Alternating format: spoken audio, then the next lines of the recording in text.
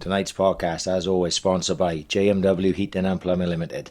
Domestic and commercial, gas, heating, plumbing and building maintenance. 24 hours a day, 7 days a week, emergency call-out covering the whole of South Wales and South West England.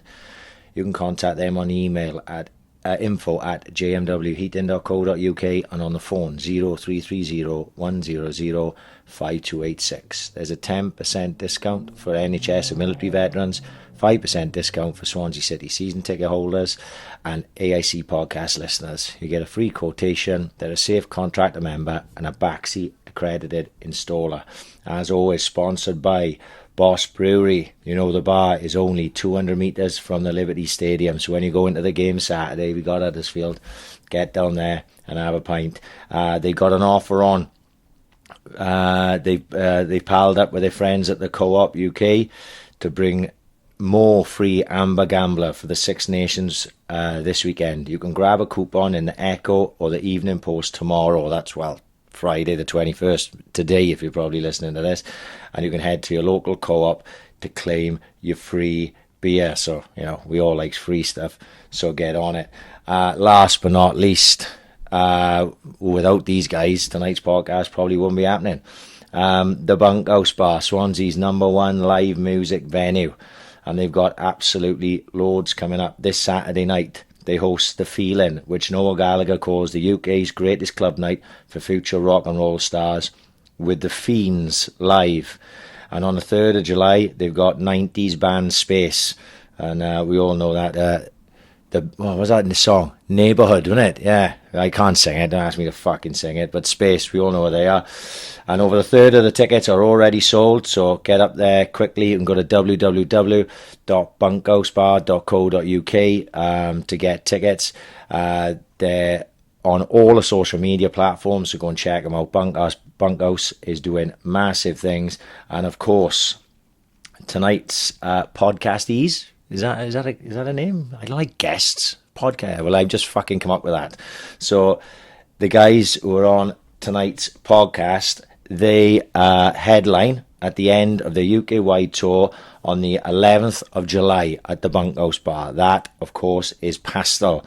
And we have got Jack and James from the band on tonight's podcast. And I'm excited about it because unlike a lot of podcasts where you can sort of get a background on someone even if you don't know them, and then there's a lot of guys we've done, like, you know, over time, as you will well know, there's easy to do sort of research on because they're like fucking national and international stars and all sorts of this and that, and then even if we just have our mates on, we just sit around having a laugh.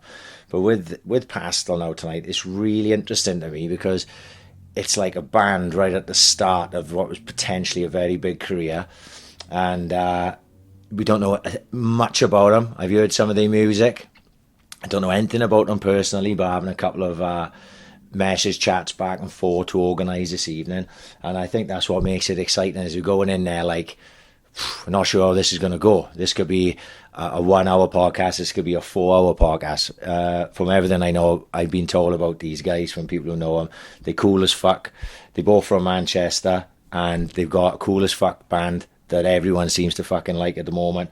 So I'm excited. You should be excited too. This is episode 99 of the Ambition is Critical podcast with Jack and James from Pastel.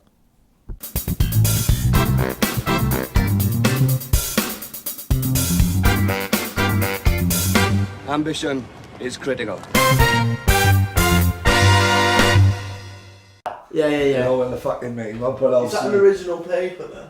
That is a copy of Weekend Offender. The Sun did a front page headline saying Spaced Out, and then in Ibiza and all that. Oh, that might be in a rave, but then Weekend Offender copied it and shoved it on a t-shirt. Yeah, you've got one, haven't you? What it's like? What's on now? What does it say? Is it like Voodoo Rays or something? But it looks like Voodoo Rays, and it's what's that tiger called? Tony the Tiger, Frosty. It's just like Frosty. Eyes mangled. Frosty's gurning, mate. Have we already started? Oh, we started. This is how we start. We just start at the start. I thought it'd be interesting. Paddy to talk around his room, his fucking indie room, like, you know what I mean? No, is this the indie room? Well, I don't know how it started as an indie room. To be honest, these are just the things that me and my missus actually like, you know what I mean? My missus is obsessed with like a Union Jack and British theme. And she fucking loves the Queen, which is why we got a crown. Queen's but I never noticed that there before. Yeah. How many fucking times have you been in this? It's not the real crown. Oh no, it is. Oh no, I didn't hold the arms. I know fucking He went in there and stole it straight, man. I know fucking Mad Frankie Fraser going up doing the crown jewels.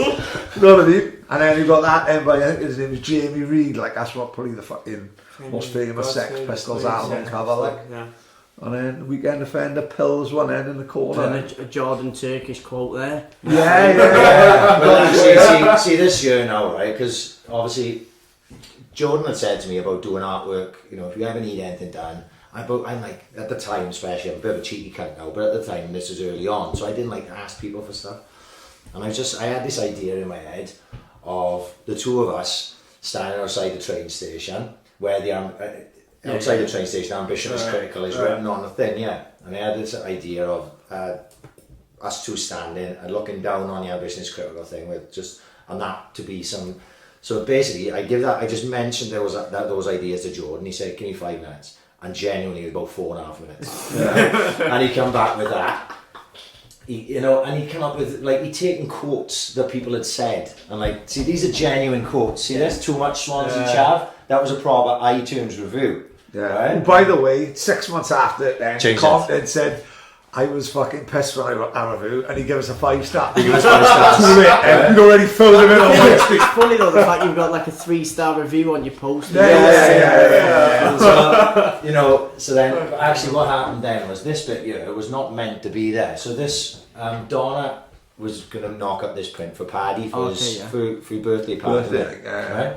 So I just clicked on the thing and screenshotted it and sent it to Donna like through WhatsApp. And I didn't realise when I had used this as the header for our podcast, I had screenshotted a tweet. This was at the bottom. But it's worked out perfect. She had it all printed. So then Jordan got he got a little credit for it as well, like on his picture. So I actually think I do prefer this one to what we've got. It's cool. I think that's cool. Like. And that was literally like 1 in 5 minutes worth. Yeah. But you know what he's like, don't you? Because does all last he does all the last 5 minutes. We had we just got a new bass player in the band a few months ago, so we needed like a poster, but we didn't have any pictures with like all the band together. But we had, so he's separate pictures, wasn't it? Yeah. So what he did was he got pictures of us all and just cut like our heads off. Yeah. And then he texted Liam, the bass player, and was like, "Oh, send me a picture of you just standing against a white wall with your head." And then he got it and he like made it like a cartoon, stuck loads of like paint splatters on it. So they all then look the same. It looks as if it looks like it's one picture. But he made the picture without actually having a picture. Do you know what I mean? The guy's just a genius. He's quite a cool guy, Jordan, isn't he? You know, you've got some good ideas, like. This is what happened with the picture he sent you with that we used for the podcast, putting it out last week. Well, I messaged him and I said, right, Jordan, come up with something that I can use in a tweet describing a band and all this and that. So he wrote that out and I'm like, well, look, I had about fucking 4 tweets worth of that. Like, you know what I mean? How can I do with that? And he'd sent me a picture of the band as well. Like, so I was like, right, is there any way of putting these two things together and make it look pretty? And he was like, yeah, give me 5 minutes. Literally, again, it was about 3.5 minutes. And he came up with that. And it's like professional. So that thing that we put up on Twitter and Instagram was just done last week, I think. I was done in the conversation He texted me. He said, he texted me. He said, "Send me the coolest picture you have of Pastel." And I'm like, "Well, there's not many." I don't know. I've seen about 5 this week, man. Yeah, 5. And then it's the same picture. It's the same picture. That is the total idea. That's it. Just a different effect on each picture, and then so I sent him the picture, and then within minutes he sent me that back, and I was just like, "Fucking hell." That was just a conversation we were having. I was looking at it, and I was like, well, I can't use that for a tweet. I can use the picture, but that's too long to fit in the text of a tweet. But it's perfect. I said, that's perfect. So is there any way we can put it together and like make it look pretty? Because I can in my head. You know what you mean? I know what I mean. But I'm trying to lay it out to him, and obviously he understands it yet. So he just went like that. No, I can do that. I can do that. And I went, fuck it, you just take it over. He's hanging around with James too much. Fucking hell, it's just done. That's exactly, it couldn't have been any better. And it looks like some record company. Yeah. I've gone out there and done that. I sent it to my mum and dad, right, and then they were like, "Oh, that's well good." And my mum was saying she was in work and she was reading it to a friend colleague, and then it said something about heroin-clad parents. She was like, "Oh, I didn't fucking expect you to say that." That's Liam, the best player. That's not my mum. It's not us, that's all. I promise. So how long have we been down this neck of the woods then? Because obviously, by your accents, you ain't from Swansea. Well, I've been down here about 9 years, I think. Maybe a little bit 3.5, is it? 3.5? Not less. Are you sure? Because the band's been going for about 4. I moved down here, right, when just as I started high school, so I was about 11, I think. Right. Because my dad and Jack's dad are brothers, yeah. Right. So they moved to a rehab down here in a place called, like, do you know Cross Hands? Yeah. So it's in Cross Hands, right? So it's that amazing roundabout in it, Cross Hands. So they moved down, so I moved down with my mum and dad, but Jack stayed up there, and then... We didn't really talk that much, did we? It was annoying because we were like, me and Jack, when we were together. There's only a 2-year age gap between me and Jack, see, so like... I'm the oldest. There's no phones, we didn't talk really on phones or anything, but... Yeah, he was too cool. He was too cool to have Facebook, see, Jack. He had to make a Twitter account just for this podcast. Yeah, you did. In fairness, you did. Yeah. He's like Jack Yates. So he's about 10 numbers after that. That's my phone number at the end. Yeah. So I moved down when I was about 11 or 12, I think. From where then? Where Manchester. From? You are from From Manchester. Yeah. Clayton, he's from Droylsden, so we shouldn't get along, but we're related. So right, thank God. Where we're from is a bit of like. Go on, where are you from? I'm from Droylsden. And where are you from? Clayton. Right, okay. And that's a bit of a like... I see him as posh, but he's not posh because there's a part of Droylsden where it's not posh where he lives, and there's a... Clayton's just rough anyway. So basically, he's Alderley's edge and he was Salford, like... I'm from a council... robbers, like... I'm from a council estate, so I won't say I was posh, but where he's from, you know, outside toilets and all sorts. Really? We shit in the gutter. It's like, have you ever been to Ammanford? That's what it's like. Is it really? That's where my grandmother just offended all our listeners. Offended. No, we like it. We go out there. It's backwards though. So that's where we ended up in Ammanford, Ammanford, is it? Yeah, well, Cross Hands, Ammanford sort of area. Fuck me, it must be hell of a fucking culture shock and coming from fucking like the middle of Manchester to Ammanford. There must be like Cross Hands, just like fucking Blackwater country. I think because you were so young, it wasn't that. Yeah, much. when I moved, if he was this age and he moved down, it'd be massive. It'd be like, what are you doing? Because like, you move into a little. You were 17 in it when you moved down. I was 17. It was a massive shock to me, but I didn't really like. I wasn't mad. I didn't party or anything. When I came down there, James is a party. He's a bad influence. Yeah, but there's only one nightclub in Ammanford. Yeah, I know, but you know, James made the most of that one club. We mainly go out in Manchester. We go up to Manchester every few weeks. We go out up there, but the weekend. There's not really much going on there, to be honest. In Ammanford. Yeah, there's good pubs there. It's like old school pubs. Do you know what I mean? So that's good. It needs a revamp though. Yeah, he got a Domino's. That's what Pastel have called. And he kicked off since Trundle and Raw was like that, you know. No, take more than Trundle and Raw, but to be honest, you know what I mean? I'll be honest, right? Do you know since he's turned up Trundle and that, they've built a new stand and everything, and they've all the games now. Well, mainly they're on a Friday, aren't they? Yeah, of course. And it looks. You know, I've been to some games and there's been like over 200, 300 people. Yeah, that's the Trundle effect. Yeah. I was speaking to him before in the pub because my old boss is the Ammanford. He's a manager there. Right. Griff, right. So I was speaking to him in the pub once, and then Trundle walks past, and he's like introducing us, and you could just see it was like he wasn't walking around like I'm the man, but it's not like that. But he's got a bit of an aura about him. Yeah, and then you could see like people are like, oh, Trundle's over there, and it is good for the area. Yeah. Before it had nothing. Yeah. He has an effect though. See, like you said, wherever Trundle goes, especially around this neck of the woods, he's got an aura about him. People see him like before we sort of knew him. You know, I'd see Trundle like cracking. I can't speak to him. It's Trundle. Like, it's different now because he's been on here a couple of times and I've met him. Fucking. You realise he's a person. He's a great guy. He's a scouser. Do you know what I mean? He's council estate scouser. You know what I mean? Just fucking. He's one of the lads. He comes on here and he has a baby and just fucking chats shit with us. It's fucking great. You know. So him going there, then obviously people want to go out and they see, because he can still do it at that level.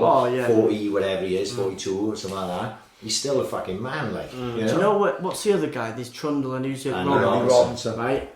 I watched them against, I think it was Swansea Uni a few weeks ago. And I was watching Andy Robinson, and to be honest, oh God, he's leaving holes everywhere and stuff. And the next thing, he got a free kick about 25, 30 yards away, and he took the ball off the guy that was going to take it, and he put it, and do you know like when you say top corner, he fucking put it in the top corner. He was a hell of a player. And I was just, everyone just was like, just after he scored, there was about a 3-second gap before there was a cheer. Because everyone just kind of went, what was that like? do you know what I mean? He was doing that regularly for the Swans. When we was down the first year he signed for us, and we was down the vet end. And if he in and around that area, 20, 25 yards from goal, you just go give the ball to Robbo. And he was doing it on a regular basis. You were just waiting. This is top level, like I know. And at a pro level, he was hitting in the top corner. I saw one, and maybe the one you were talking about when he put the ball down and he hit a cross goal into the that was the one. Yeah, I was like, what the fuck, Robbo? Yeah. You don't look like he can run. It was like you expected the ball to get stuck in the stanchion somewhere. Wedged. Not one last year, it was a year before. They played Man United legends, Swans legends versus Man United legends down the Liberty, right? And Dwight York was playing. Dwight York was best player on the pitch, right? United had fucking like Richie Wellens played, and they had all these names out, old Man U names, right? And Robbo played, and Trundle played a ball through for him, right? And he ran through, and he didn't even take a touch. He dinked the fucking keeper from about 35 yards. Just chipped it. He ran like a boom foot over the ball and just. Do you know when you see some of these charity games? Like I've been to some, and do you know like there was one with Trundle as well where someone's hitting the ball over the other side of like across the field, and he's caught it like that in his leg, and you're like, how have you just? Do you know what I mean? I don't understand how you can't see obviously Premier League players obviously can do it, but you don't see that, do you? When you go and watch these charity games and they're doing some just filthy things. Absolutely right. We played in a charity. Trundle was doing filthy things in the FA Cup. Yeah, he was. He's doing Hungarian drag backs along the shoulders. You know what I mean? We played in a charity five-a-side. It's a number of years ago now, and Trundle played. So, and he must be 5-6 years ago. And he had the ball, and they couldn't get the ball off him. No local league boy's got no chance to get the ball. And he's not just. He is rolling it through everyone. And he's quite strong as well. He's strong as fuck. He's built. It won't make no difference. And he's just looking, and I think he megged everyone. Like he's just megging people just for instead of scoring, I'll just meg. I can't do it. He's not making his goals. Normally with like players like that, skillful players, they're quite. Say like now you've got players like Neymar and stuff. You'd snap him, wouldn't you? Well, fancy my chances. Everyone's weak now, isn't it? Football, everyone's weak. Whereas Trundle, he's like he's built like a man. Yeah. You know, you'd expect him to be like playing like centre half or something. You know. That's what you do. Look at Ronaldo. He's a physical specimen. You don't see Ronaldo get snapped that often because he's smart up here and physically. When he first joined United, though, I used to see that all the time. And it got to about 2006, 2007, and you could just see like after the like pre-season or whatever, you come back and he's just like that season where he signed for Madrid. But he had like one last season for he was leaving. And like everyone's saying, I know what's he going to be like. It was like Ian Rush done the same in 87. He signed for Juventus, but the contract said you have one last year with Liverpool. And he scored 40 fucking goals. Like it was the same with Ronaldo when they said Ronaldo's last season. And everyone's going to say, well, how is he going to, he's not going to do that well. When he's fucking got one eye on Madrid, he scored like 40 fucking 3 goals. That was him and Rooney that season. They were fucking unbelievable. They were the best side in the league. I don't think United have ever been the same since, have they? No. You two strike me as are you two Reds? Yeah, Reds. Both do, Who don't look like well dressed enough to be. Don't look like city an boys. Who got Salford written all over him. To be honest, I'm expecting to walk into Paul Massey's funeral. That's 100%. I seen it on YouTube. You two in the background. You know what I mean? I was in a family of Blues. Like everyone was a Blue around me. Really? Apart from James. James was the only Red contact I had in the family. Way. Yeah, my dad's side are all Blues. And my mum's side are all Reds, but I never come from like my dad's not really interested in football. I get football from my grandmother. Right, really? She's a big United fan. She's got like, she loves the football. You go in her house and she's got like a newspaper. What did she get to you? What did she get for you? That picture, it's in a wide. Yeah, so it's got United. Yeah, it's It's mint. She's got in her house. Well, she said I can have it when she dies and that. But Oh, never. hopefully that's not isn't it? I was like the Queen of Prince Andrew. This is what he gets when you fucking name, isn't it? It's a newspaper cutting from Sir Matt Busby's last game, and he's like in the dugout clapping, and she's like just behind him. Oh fuck! No way! Yeah. Really? So that's like she used to have a season ticket, and that all through like the 60s and 70s. Really? Yeah, so and then my uncle and Carl, he used to be a season ticket holder in the Stretford end. No Him way. and his mate had seats next to each other, so whenever Yeah. his mate couldn't go, he'd take me. So I was going like, I don't know, about 10 times a year. Yeah, which yeah. for United is pretty Of course good. it is. Yeah, it's not bad. Like. Yeah. You can't get tickets Yeah. at United unless...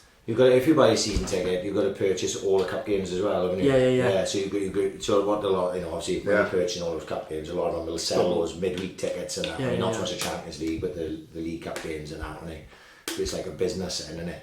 Selling your ticket on to pay for it itself. I know because there's there's a lot of Man U season ticket holders in Swansea. Yeah, they take a bus Don't up take a every bus week. up. Is it? Yeah, every week. And one of them, like say I'm a taxi driver, like you said earlier, one of them he runs one of the buses.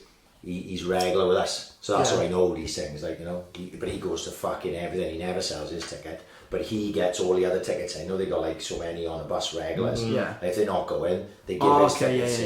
Like they'll know in advance, so then they're selling them in advance. Right, here's my ticket. There's 2 guys coming down for my 2 tickets. You gotta take that money off them and then put it on me. Yeah, it's like a business. Like, What's it like growing up in Manchester? Good, rough, or something great, know I anything think. different? When I don't know you're much. there, you don't, like you say, you don't know any different. I think when I different moved down times there, as well. when I moved down there, I came to school and I'd be telling my mates. Was you kicking and screaming at the time? Oh Bad, bad. Yeah, imagine, my grandmother had to take a week off work. She Really? was like, I hated it though.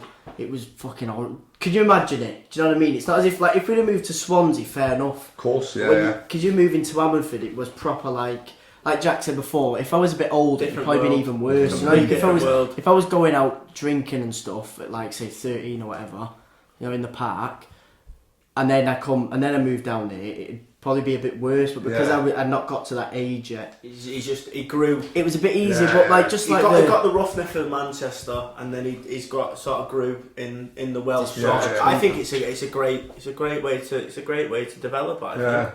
You get seen all the best of both worlds. The way I always yeah. say that I seen all the bad shit that went on, but then before I got to an age where It I affected started to, dabble with it, Yeah. I was moved away from it. Do you know what I mean? Yeah. So I'm glad. Gonna be better in the long run, maybe. Yeah, definitely. Oh, definitely. But I'm glad I seen it for when I did. It's a different age, though, isn't it? Everything's computers now. So growing up ain't exactly what I it think is. we were the last generation We were the of last like going out generation and playing for- football and that's only climbing because of him. trees. I'd say How old are you two? I'm 19. He's And 21.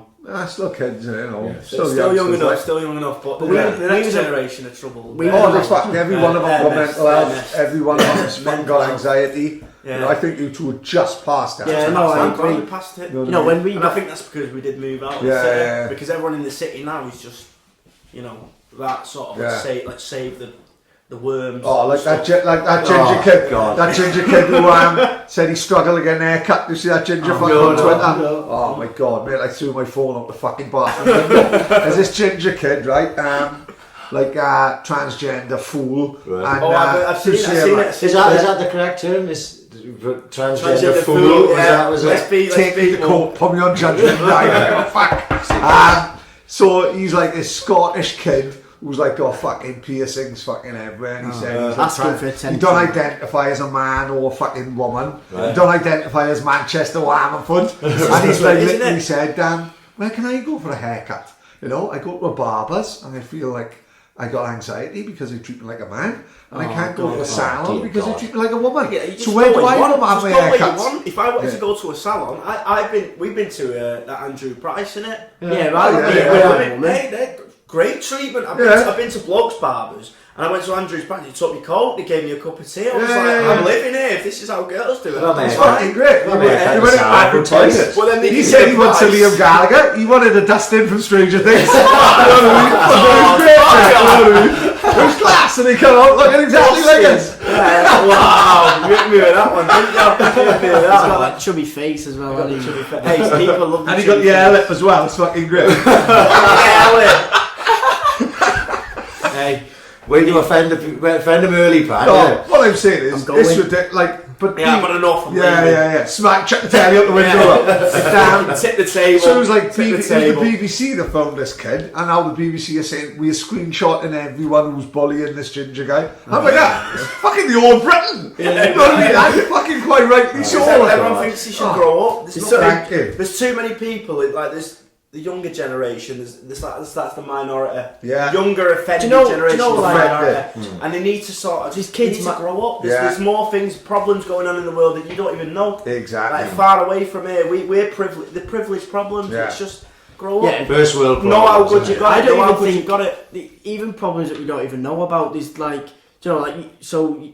You go to work to pay your mortgage, don't you? And you worry about, am I going to have enough money, blah, blah. You know, that's what you're worrying about. But when you're like 17, 18, you just start making up shit. Yeah. You start making up things like, oh, we're going to go for an haircut. Yeah. Oh, well, if you don't want your haircut, it's fucking, do you know what I mean? Grow it. Just grow it. Yeah, it's the same as the Extinction Rebellion. I don't know if you've seen what they did in the week. Like, My auntie's a part of that. Didn't they close down? She is. She's a part of that. Don't even start. This week now, She's one of Man City fans. I think it was. Her mum and dad It was. have We have Corona if you want to style. So it was don't want any of that either in. coronavirus. Yeah, it's fair. I got that. It was either in Oxford or Cambridge, so one of the big universities, and they said they are fucking spending money on. They're not backing people who are up for the environment, like saving the environment. Right. So they just, by Oxford University, they just all blocked the road off, right? Which to me is bad, right? Because if I'm taking my daughter to fucking school and you've got fucking these hippies sitting in fucking front of the road, you've got to go mad. But then they dug up a lawn then on Oxford. Right. So everything was going well. People more or less backed them. Then they dug this fucking 300-year-old lawn up. No, like the grass is there from the fucking Jurassic era. And they just dug it up. T-Rex comes crawling out. Fucking Richard Attenborough's there, fucking with his cane and that, his glasses, dressed as Santa Claus, back on 54th Street. And they just dug it up like. There was one in Oxford Road in Manchester scene, and they all, do you know, they lie on the floor, and they won't let any buses pass. But then, so all the, so you think now, right? It's one of the busiest roads in the city. Yeah. And they block. So you think the amount of people that work there, the amount of businesses that are there. What do it? Yeah. So imagine the Lunans are on the door. They're oblivious to it, aren't they? No, they're just the everyday person. Do it for the man. Just do it, man. Do it for the pigeons, man. It's I saw them doing for the cabbage the other day or something on the floor. What? Did you see the one that was like a cabbage on the floor and they're all like praying on it? What the fuck the hell's going on? Their cabbages are, aren't they? So let us pray. That's the quote. One of my favourite memes ever. You're always going to bring a let us pray out every now and again, isn't it? Yeah, and I just don't understand none of that mentality. Like in my head, I saw that one you're talking about, right? When they blocked off the roads. No, I was in London, I think. You know, I think myself, because I'm a taxi driver, I'm going, how much money are those boys losing on the road? I understand it, like the let's not like extinction and let's save the planet and all that. I understand that, but there's better ways of doing it. If you want to alienate yourself, you can't just stop the world I think from working. They've got a problem with like these big companies. Fair enough, right? These whatever corporations, but the people like us, like you say, you're a taxi driver, workers. You're just the same as everyone else. You're the one that's losing out. Do you think the only difference is they don't work and they go to fucking uni or some experiences that don't have an idea of how the world works yet. But they're shutting down their own people there, mate. If they're shutting down everyday people, and they're shutting down anyone who's out there, shutting down the people that are most like them, and then that's why you don't pay real massive attention to them. You're going. You start taking a piss out of them like we're doing because you don't feel for them. Like you said before, when they cost me money. If they do something and it's like, okay, fair enough. Like you say, when they start digging up lawns and blocking roads where people, you know, on a 9 to 5 can't go to work, that's when I think people are just, like you say, take the piss, don't they? Of course they are, There's different things you can do. Just don't stop the working class sort of environment and the cities, like the blocking roads are stupid. Yeah. There's so much things going on. You sort of get the feeling that there's not many working class people involved in any of those. No, things. There isn't, because they're too busy working. They're too busy working. And they got other things, like you said, they got worries about paying a mortgage and looking their after kids, doing okay in school and all Yeah. this. You're not worried about those type of things. So That's when why you it's privilege problems. yeah, you see those videos and it looks like, oh, that guy's name is Tobias. Yeah. And that guy's name is Tark. They're all on And a her name there is Hetty or something like that. All the girls have hairy armpits braided down to They the don't look knees. like us, they don't dress like us, do they? Yeah. So why am I gonna why are they gonna tell me anything? I'm not fucking listening. But they won't see that. They only see what they're doing. Like we only like we're saying, They all on, like- we see it all because we're working class lads and we see the real bigger picture. We know, global problems. Let's work towards that. But there's ways of doing that, getting bigger things involved. A couple of students blocking a road isn't going to change the world, is it? It's just going to piss people off. Yeah, it's just going to stop the. It's going to cause more. The cars are just parked there. Yeah. The cars are on the road longer. The cars are on the road longer. Then, so what are you going to do? No, I fucking, like I say, I don't understand it. We fucking could go on with that forever. Oh, fuck then there seems to be a new fucking thing every fucking week, like. And then David Icke comes out and tells me global World's warming flat. is a fucking climate change is a hoax. Oh, never. Climate change is a hoax. His dad's on that. My dad's on it, mate. He thinks, is no, he? I'll tell you this now. Look into it because it's fucking mad shit. No, come on, we love this, He'll we just love sit this. here and he'll go. He switches. He'll sit here. Right, so let me I'm just- talking to. How was your day? How was your day? Bang. They eat babies. And you're like, oh, set the scene now. You just asked me how the day was and now you're telling me to eat You have to babies. set the scene, right? So his dad Andrew, right, my uncle, he did it is to the my girlfriend. coolest. He's the coolest bloke I've ever met. Right? He's top He's notch. mad and he's fucking further ahead thinking wise than anyone else you'll ever meet, right? You think he's mental? He's coming on the podcast now through. But no, get him on. Get him on. He's mad, right? But imagine, right? He's been taking ecstasy since about 1988. Yeah. So he's What are we still now? on a trip. What year are we in now? 2020. So he. Oh yeah, fucking hell. I can hell. take this to take it 3. Right? So He hadn't got about 10 years on it. You missed a few years. his head's gone, right? So he comes in and he's like, he thinks the world's flat, and he actually comes. We're in a out dome. We're in a dome. Have you ever seen the You watch the Simpsons Truman movie? Show on a Tuesday night. He's fucking the 2 minutes of missions. Truman Show was that Right, so the world's flat. We live in a dome. Have you ever heard of a thing called Pizzagate? Don't even get into that. It's absolutely crackers. Have you listened? You know what Pizzagate Of course is? I know what Right, so where Pizzagate they get like the fucking. I don't know Pizzagate. Oh, so it's basically a pizza party. shop. But Alex Jones come up with it, but it ended up fucking troops. Crack on, Lewis Point. It's a pizza shop, right? And they eat kids. Basically, Right. you know, instead of having They eat pepperoni, babies. you have little That's what he Tobias, does. He switches that. or, you know, he was little talking Jack. to me. He's talking to my girlfriend. We're in Cardiff, sadly. In the Weatherspoons, I know Cardiff rough. In the Weatherspoons, and he just met my girlfriend. Like we've seen my girl. He's seen my girlfriend. Yeah, he's seen my girlfriend like on FaceTime. And all that. We talked and all that. She's talked to him, and then he was just talking, and then. As soon as she gives a hint of interest into this thing that he's talking about, That's it. Oh, mate, he's just talking about that way. You're great. You're amazing. Oh, no. They eat kids, you know. And he switches, and you're like, no, what do you mean? I'm going to Weatherspoons. I'm surrounded by people. I just ordered Hunter's chicken. I know. He's And like, I just want Hunter's chicken, not a baby. he'll say to me, do you think the earth is round? Are you that thick? You're fucking thick. I'm like, no, I'm not. If the earth, the way I see it is, if the earth is Simple. flat, right? Do you know if the earth is flat and we wake up tomorrow and it comes out the earth's flat, you're still gonna get in your car and go to work. Exactly. Yeah. Do you know what I mean? It's So it's like, oh, the earth's flat. Oh well, you know, my mortgage is paid for. No one gets out the house tonight. Look left, and there's a light in the sky. It's been there for fucking 3 months, right? And I put it on Twitter. Random question. What the fuck is that light up there? Yeah, Do you know 30 people hit me back straight away saying it's Venus, right? And I was like, how the fuck do you know? Because this is in the sky every day now. So since when have Venus just turned up? And you've not seen it. Mate, it's fucking there every fucking day, mate. It's there. I know where it is every You've day. just been on a That's the trip. sky, you know. You've been on a trip. You've just come Mate, off it. I goes up to get a fucking lemon Fanta from the shop up there. I know where Venus is, right? But too many people said that's Venus because the first two said it's Venus. I went, shut the fuck up, you gimp. I don't know who in the fucking Hubble telescope. Fucking.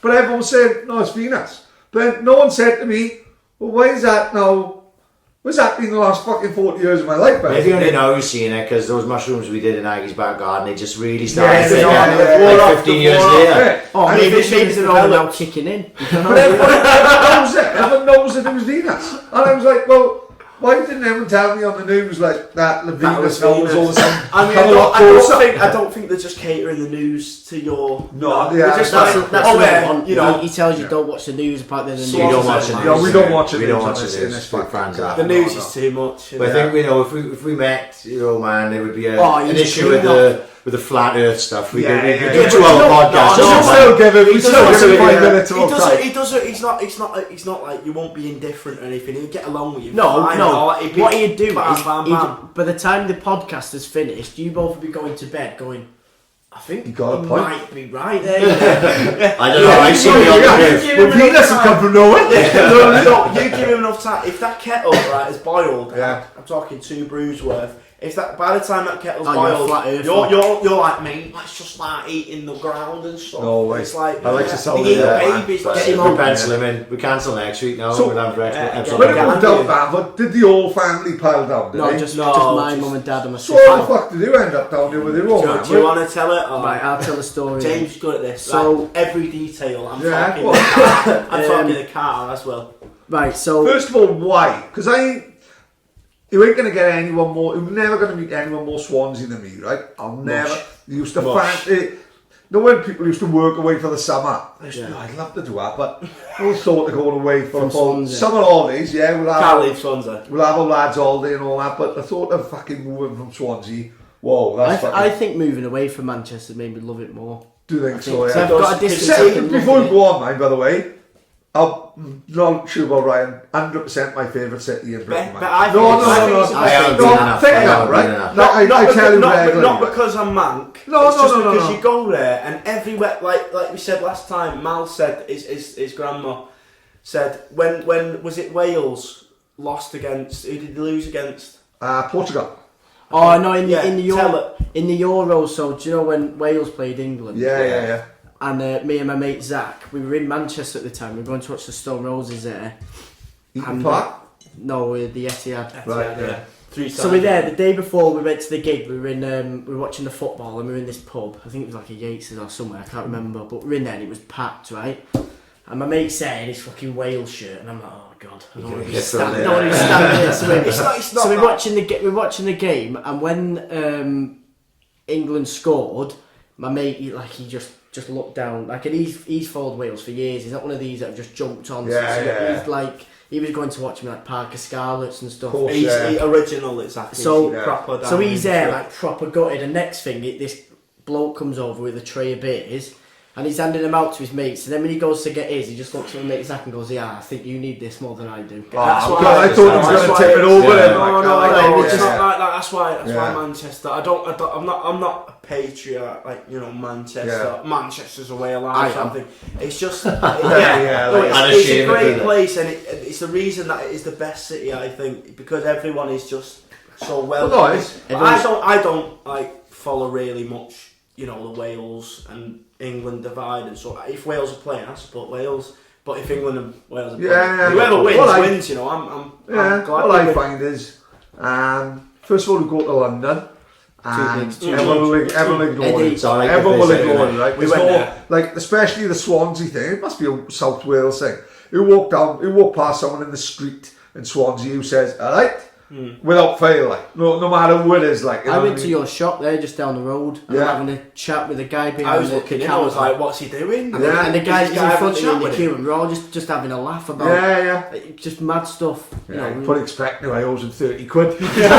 Paddy's You know, fucking stinging for a fucking winner. Fucking I owes him fucking 30 quid for fucking a vape pen and a fucking bottle of tomato soup. But so fucking. Why the tomato soup? So think about London, like London, everyone knows each other. It's fucking massive. It's hard to get around. You can't get anywhere without the tube. Horrible. You go to Manchester. It's got everything In a the small London's in a got small place. in walking distance. Yeah. I've been to Manchester maybe 5-6 times. I can tell you what everything is. Yeah. I literally It's got a really good idea of Manchester, and the of people the there are pubs. different. My girlfriend, Alex, she's from Ammanford, and she says when she goes up there, she can't. Because I think, especially so, like in Ammanford, people have this thing of like, you know, they don't like the English. It's the rugby thing. That's Right, what I think, right? Wales was Wales when England was. Yeah.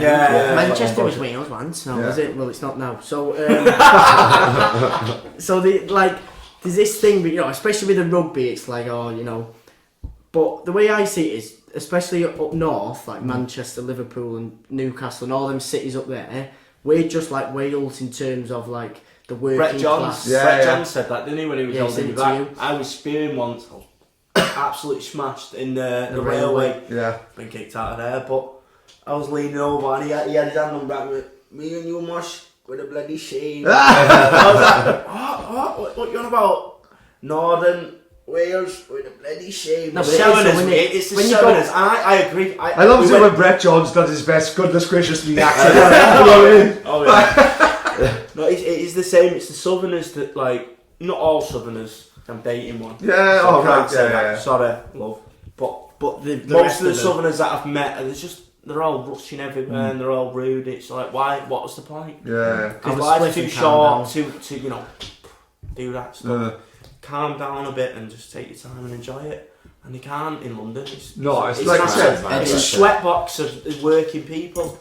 But I've got everything in London I've got. In just a small, chilled out. I'm going to have to get up to Manchester. Like, oh, mate. Oh, you I'm come with us. Yeah, come on. Bredbury Hall, Bredbury Hall, Manchester on the Saturday. Yeah. Kebab at 5 o'clock and back to Bredbury. My missus came up to Manchester for Christmas this year, right? And we'd been in my auntie's house and we'd all been partying or whatever, and it was like 2:30 in the morning. And we went and got a kebab on Christmas night, and she's like, but I'm having a kebab and it's Christmas, I don't understand. In Ammanford, the kebab shop's closed at 9. Yeah. No, Do you know what I mean? that's like There's no- every day. No, not at 9. On 9 on Christmas, but every other day the kebab shops close at like 7. Yeah. Everything Crap. closes early, and I'm like, Manchester, all the what's kebab shops happening? are open, and she's like, I don't get it. I'm like, Yeah. well. Ammanford must have a thriving after hours party. No, or, there's house parties and that, right? But do you know what wrecks me about Ammanford is? The night, there's 3 places where you go, really, 3 or 4. So you end up going into the cottage, this place, and then after the cottage you'll go to a place called the Square. Yeah? Right. And the Square closes, I think, at 3, but the kebab shop closes at 1:30. And it's like, Gotta be right, the worst fucking it's business. the worst. How else does it hit Yorkins on your apprentice? Wales, everywhere like where I've been is the only place that all the chippies, every single like dinner diner Yeah. something closes at dinner. When I'm an electrician, and when we go out for dinner, and it's like Sorry, we're closed for lunch. everywhere's closed. And it's like you're closed at the prime. Like you just get like 70 vans of different like John Electricians, Jones and all that. yeah. Just everyone's like waiting outside for it to open. It's like what's happening? Why are you closing for dinner? It's a prime time. You should be closed before and after dinner. Yeah. The rest. Oh, Everyone's jaw drops when a bus goes past in Ammanford. It's like, I've hardly seen a bus. I've No seen way. like 2 buses. Never. 2 buses since I've been here. yeah, the transport. And that's system only and because they stuff. go past the house. Yeah. And some days I've had days off and I've just sat in the house. I've been watching. What, waiting for See, buses? yeah, Like, yeah, just yeah, waiting for yeah, buses. yeah. This never comes. I come home from work and I think 2 buses. James, mate, James, I'm just sat there in the room. James, these buses exist, mate. I'm like, my dad. These buses, man. No one on them. Just full of lizards and dude. I've seen the same bus 3 times with the same people. It's a on. conspiracy. It's a conspiracy. They don't exist. It's a hologram. You didn't finish that then, so you moved down. Oh right, But yeah, we started on that. How far So back? right, so I Yeah, moved down. buses. I'd been like through school or whatever, and then when I was about, Let's go to I my think I school. was about 8. When I turned 18, I went to see the. I said before I went to see the Stone Roses in Manchester, yeah, and then the year after they played in Wembley, and Jack was still living in Manchester. You were about 16. I think you just turned 16. Just turned 16 when and you I said- kept asking him, I'm like, oh come on, move I down was to Wales interested. then. I wasn't interested in music or anything. I had Really? no. I So had nothing. were you nothing. playing I was or- like, Yeah. you know, So Aaron, who's the nothing nice. lead guitarist in the band, we started like he'd come over my house once a week, and we just start like writing songs. Nothing serious. It Yeah, wasn't yeah. like, oh, we're going to be in a band. It was just something to do. So we'd be playing guitar and that, and then I was going to London, and I text Jack. I was like, oh, come on, just move to Wales and we'll start a band. Not thinking he was a singer or anything. I just thought we'll just teach him the bass or something and just stick I'd him love to there. play bass. I'd love to. So anyway, about the week before the gig, his girlfriend left him because he was a bum. No, listen, I was a bum. And my local pub club, everything happened in this second. I went on a massive downward spiral before this gig. Right. And it was mad. I love how he downward spiral is. The missus left him. He was just about to say the local pub closed. That was his downward spiral. That's the same with everybody else. The only local pub that served me. Yeah, shut up. Because it was like, yeah, come on, you're 13 and you do drugs, come in. Yeah. Everything was like, my missus broke up. The pub like closed down and like just some friends had like he had a bad haircut. I had a bad haircut, whatever. So and then James was like, let me get you a ticket. The lucky little fucker. So basically there's like a Facebook group, it was like Stone Roses thing. So I put on there and I blagged and I said that Jack and his girlfriend had both got tickets to go to this gig, but his girlfriend's left him and she's took the ticket, right? And I was like, can anybody please just spare him a ticket? Yeah. Megan Hurst. So this girl, Megan, whatever, she was like, oh, I've got a spare ticket, so I bought the ticket off her. So we got the train down to mine the day before. And then I was going to drive to London and back in my car. Yeah. What was it? A Volkswagen Lupo. Little Lupo. Oh, yeah. Volkswagen? What? Lupo, it's a little... It's like tiny. Yeah. So anyway, right, we get in the car and we must have got about half a mile, if that, from Zach's house. From a mate's house. And my car broke. I think it was the engine mount or something. The thing that holds a gearbox and the engine together. I don't know cars, right? But anyway... They were like? Yeah, I was going to toilet. Oh, yeah. Don't mind. So my car broke down, right, so we couldn't drive there, so we're like, oh fuck, what we're going to do? So we had to just leave my car there, we walked back to my house, and we were all skint, so it was like, we couldn't just get a train or anything. Yeah. So we had to get a coach then at like 3 a.m. to London. Right. So what did you do with the car? Just left it there? Yeah, I left it it was like on the side of the road, it was safe, it was just... City fucking 200 miles away, but it's on the side of the road. So...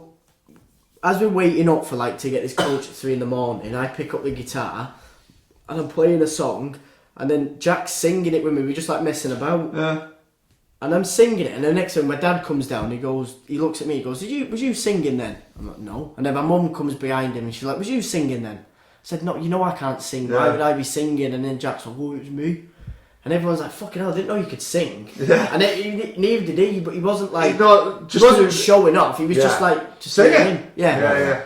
So anyway, we got the coach to the gig, and then obviously because we didn't have the car to come back, we had to get a coach at like a stupid time afterwards.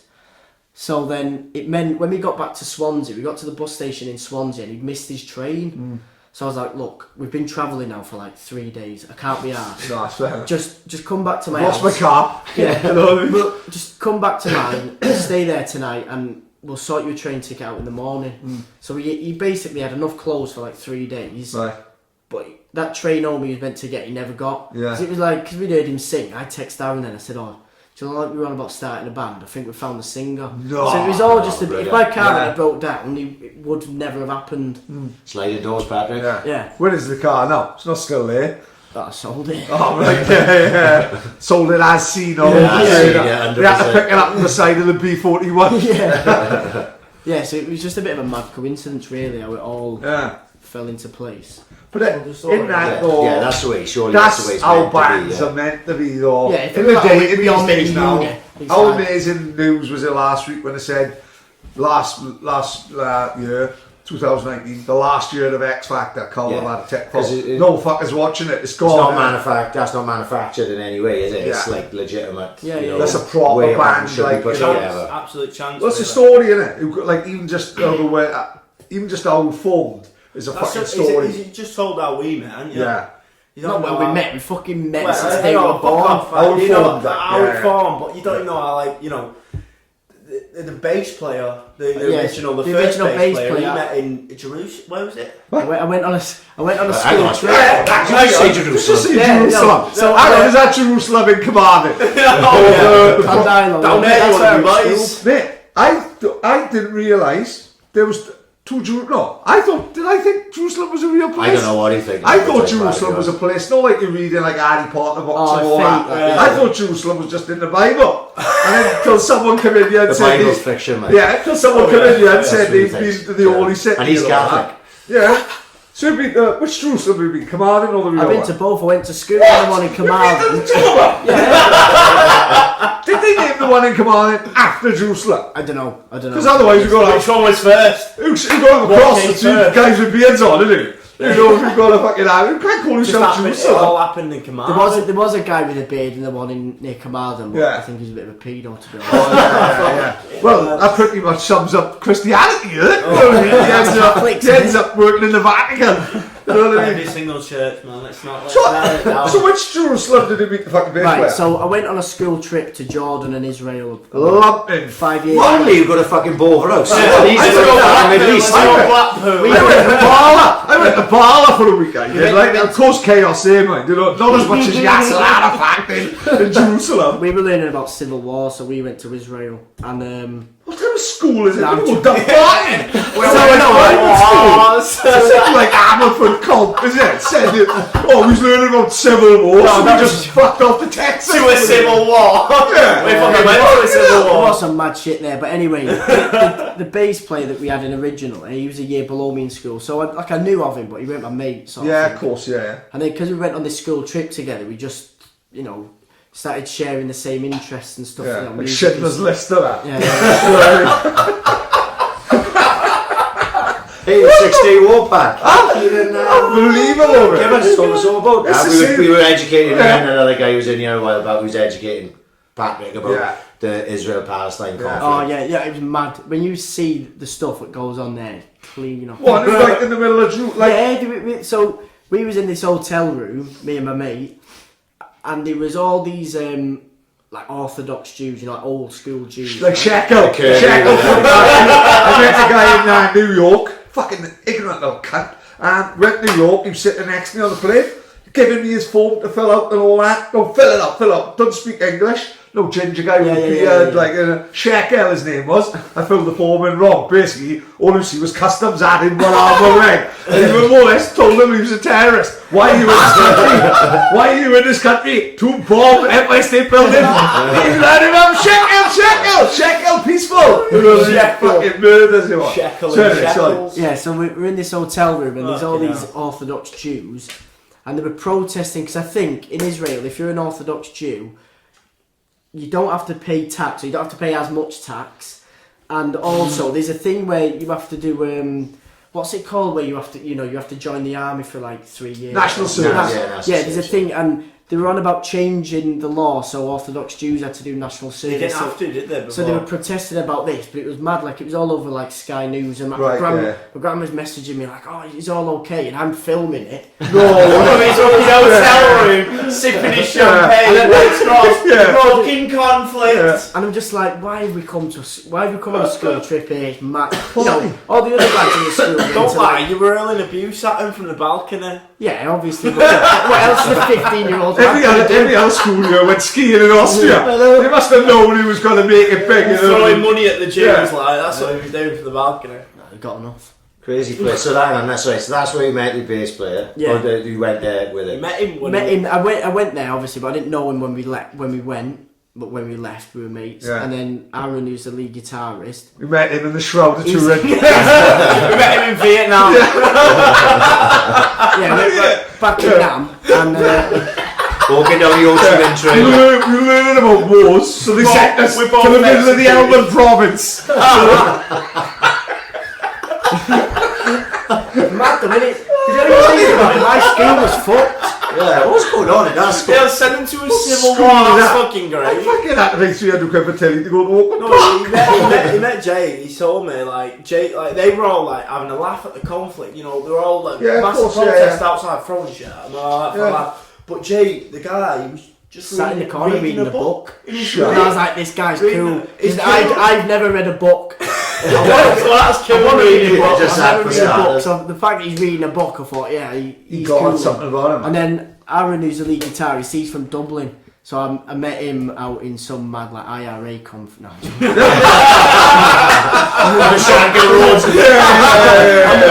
on a board or somewhere. Where we bombed the army. No, his stepdad was in the same rehab as mine and Jack's dad. Right. So it was the same sort of circumstances as me. He moved over. Just absolute chance. Yeah, really. it's all about chance. It was all a bit chance. Apart from Reese. Yeah, we met Reese just for that mutual friends. Reese is one of the best drummers I've ever seen in my life, and I've watched a lot of bands, sort of thing. No, the guy's a beast. The guy, he's a big lad, but he's a big drummer. I've seen he's a lot. He's a lump. He's the one that's in bed with a dog. Yeah. He's an absolute giant, but he's kind as anything. He's got a soft heart. He doesn't like conflict. For a big bloke, he's shit scared. Like if anyone gives beef, he'll be like, you just come up and hug him and say, "Stop it, boys." Oh, boys, it's fine. I'm like, Reese, if you hit him, you'd kill him. No, it's fine. I don't want to kill him. I don't want to. It's like Reese just hit him. It's like you've got Hagrid on the drums. And then I'm there jumping up trying to punch people. And you got the smallest versus the biggest giant who's just quiet. Yeah. But Reese, we met Reese. Everything else was chance apart from Reese. James messaged Reese because he went to the same church really once. Someone I knew went to the same church as him or something like that. We met him in a pub local right near him because he couldn't walk any further. I love you, Reese. But we met him in a pub and James absolutely rinsed the bar lady, didn't you? Yeah, because I look young, don't I? So she's like, I go in there and she's like, "Oh, you're loads of old school miners were there, sat down in the front, and she's I was in the back near the pool table, like, I don't want to mix with them, I don't know them, they'll have me. But so she starts. I go in there and I'm like, I ask for a pint, and she's like, "Oh, you're not old enough." I'm like, "Oh yeah, well, have you got any ID then?" I was like, "Yeah," and then she's looking at my ID. She's like, "Oh, that's not you." I'm like, "Well, it is." Yeah. So anyway, she gives me my ID back and she poured it the worst pint. The head, look, honestly, all that white there. Yeah. The head. Like, it was that. Right, that was the pint there at the bottom. That was the head. So then I asked her. Then she gave me a pint. I said, "Oh, what chocolate bars you sell?" And she's like, "Oh, Mars and Snickers." I said, "Oh, you don't have any flakes, do you?"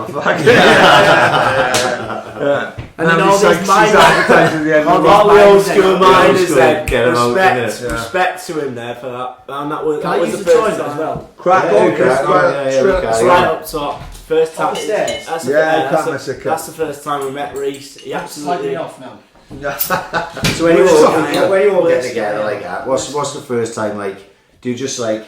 Are you in someone's house, or do you go? Oh, I know we can go in this fucking church all year to just jam. Or the first time we ever met each other. The first time we all get together. It was in Pennygrove's church. It was the first time I ever met the bass player. I knew Aaron from way before. I came down when I was about 13 or 14 when I met Aaron, and I went in his house and he gave me a big pie. I was 13 and he was like however old he is, and the parka was down to my knees for his that was wearing. But the first time that we ever met was Pennygrove's, all of us together, and it was horrible. If you listen to it, the recording that we've got, obviously it's the first time we've ever like played together and that. But I think we all knew from then that it was something that we'd do, something that we'd want to do in the future. It was a great time. I think Pennygrove's. It was pure innocence. I suppose that's when you learn. Well, one, you get to know each other. Are you jamming like regularly, couple of times a week, or just once a week? It was the first time I had ever played in a band. I didn't have any interest in being in a band. I didn't have any interest at all. When I was in Manchester, I was just like, bumming about my girlfriend. Yeah. So you say until James introduced me to music and the Stone Roses, pretty much. I was oblivious. My auntie and uncle and everyone else and my dad tried to tell me about music, but I was like, whatever. Are they the biggest influence on you, like Stone Roses? Oh, yeah. Obviously, coming from Manchester, there's many bands that get influenced. It's not even like, mank bands and that. I don't agree with it. Mank bands are the best bands. Like, I love loads of bands. Radiohead, Brian Jonestown. Stone Roses, though, are like... And Shaq, Liverpool band. Shaq are my favourite band ever. We went to see Mick. The beat from the beat. You get loads of bands that are underrated, and I'm just like, why? Why are they underrated? Because I don't know what sometimes happens where sometimes a band just won't catch on. They are fucking amazing. Yeah. You can fucking... There's a band called Hardfire. I don't know if you ever heard of it. Their first album was amazing. Hardfire's first album. incredible. Do you know what? Sorry, Pat. No, go on. Right, that Stars of CCTV come out, right? Oh my God. The first album was fucking brilliant, right? There's about 4 or 5. Hard to beat. Right? Living for the Weekend, all that killer tracks, right? But they got really big real quick, right? And then they went to do a session for Radio 1. Yeah. I think it was like Zane Lowe. Yeah. Right? And I thought, I bought the album, I was fucking playing it to death. Ready for it. Right. They played live. Shocking. Really? He couldn't sing. No. Yeah, and on The obviously guy his, that comes his in voice is something so, Archer, Gary Archer. We've got that his problem voice as well. was so his voice was so distinctive and made the records. Obviously, they could all play like, but his he voice was the man, and the right? lyrics and everything, and it was of the time, wasn't it? So what we talking about now? It's got to be 15 2007, years, 6, maybe 5. 10, Yeah. And but I heard him sing live, and I was like, fuck. So they say he did Hard to Beat the first time. I was like, fuck, that was a bit rough. Maybe he'll warm into this. And I listened to it all, and I was like, and genuinely, I'm not saying that's what fucking killed him off, because it was only a session for Radio 1. Yeah. But it just never seemed to work for them after It that. wasn't the thing live. It just didn't happen. Is it like, you know? acoustic or was it like a No, this was full- a proper, like, yeah, they played. So if you've seen them live, it would have been yeah, the same set. So maybe like if you're in the room and they're playing and you're into it, you're probably not noticing it the same way I'm listening to it. Because you on can the hear it radio. clearer over the radio. Yeah, you're hearing it clearer over the radio, and I was just like, fuck, this That's just the sounds biggest noisy, thing. That's his the voice. biggest Like. thing. You got to hear it clear, and Most people say about us is like our recordings that we've had so far have not been very good. You can't. That's what we capture- know. That's what we say. But you can't capture a live. When- It's not live. Isn't a sound live. If you hear a band, It's live, more of a vibe, it's innit? a vibe. It's a feeling. You're there. You In get the in the moment. whole like punch of the band, and that's what like no one goes to see bands anymore because you just want to hear them live, Spotify and all that. Yeah. So that's the problem. No bands are going to get big because no one wants to see them live because And they're not as going well, to give them a chance. Like what Swansea's guilty of it is, I can get out.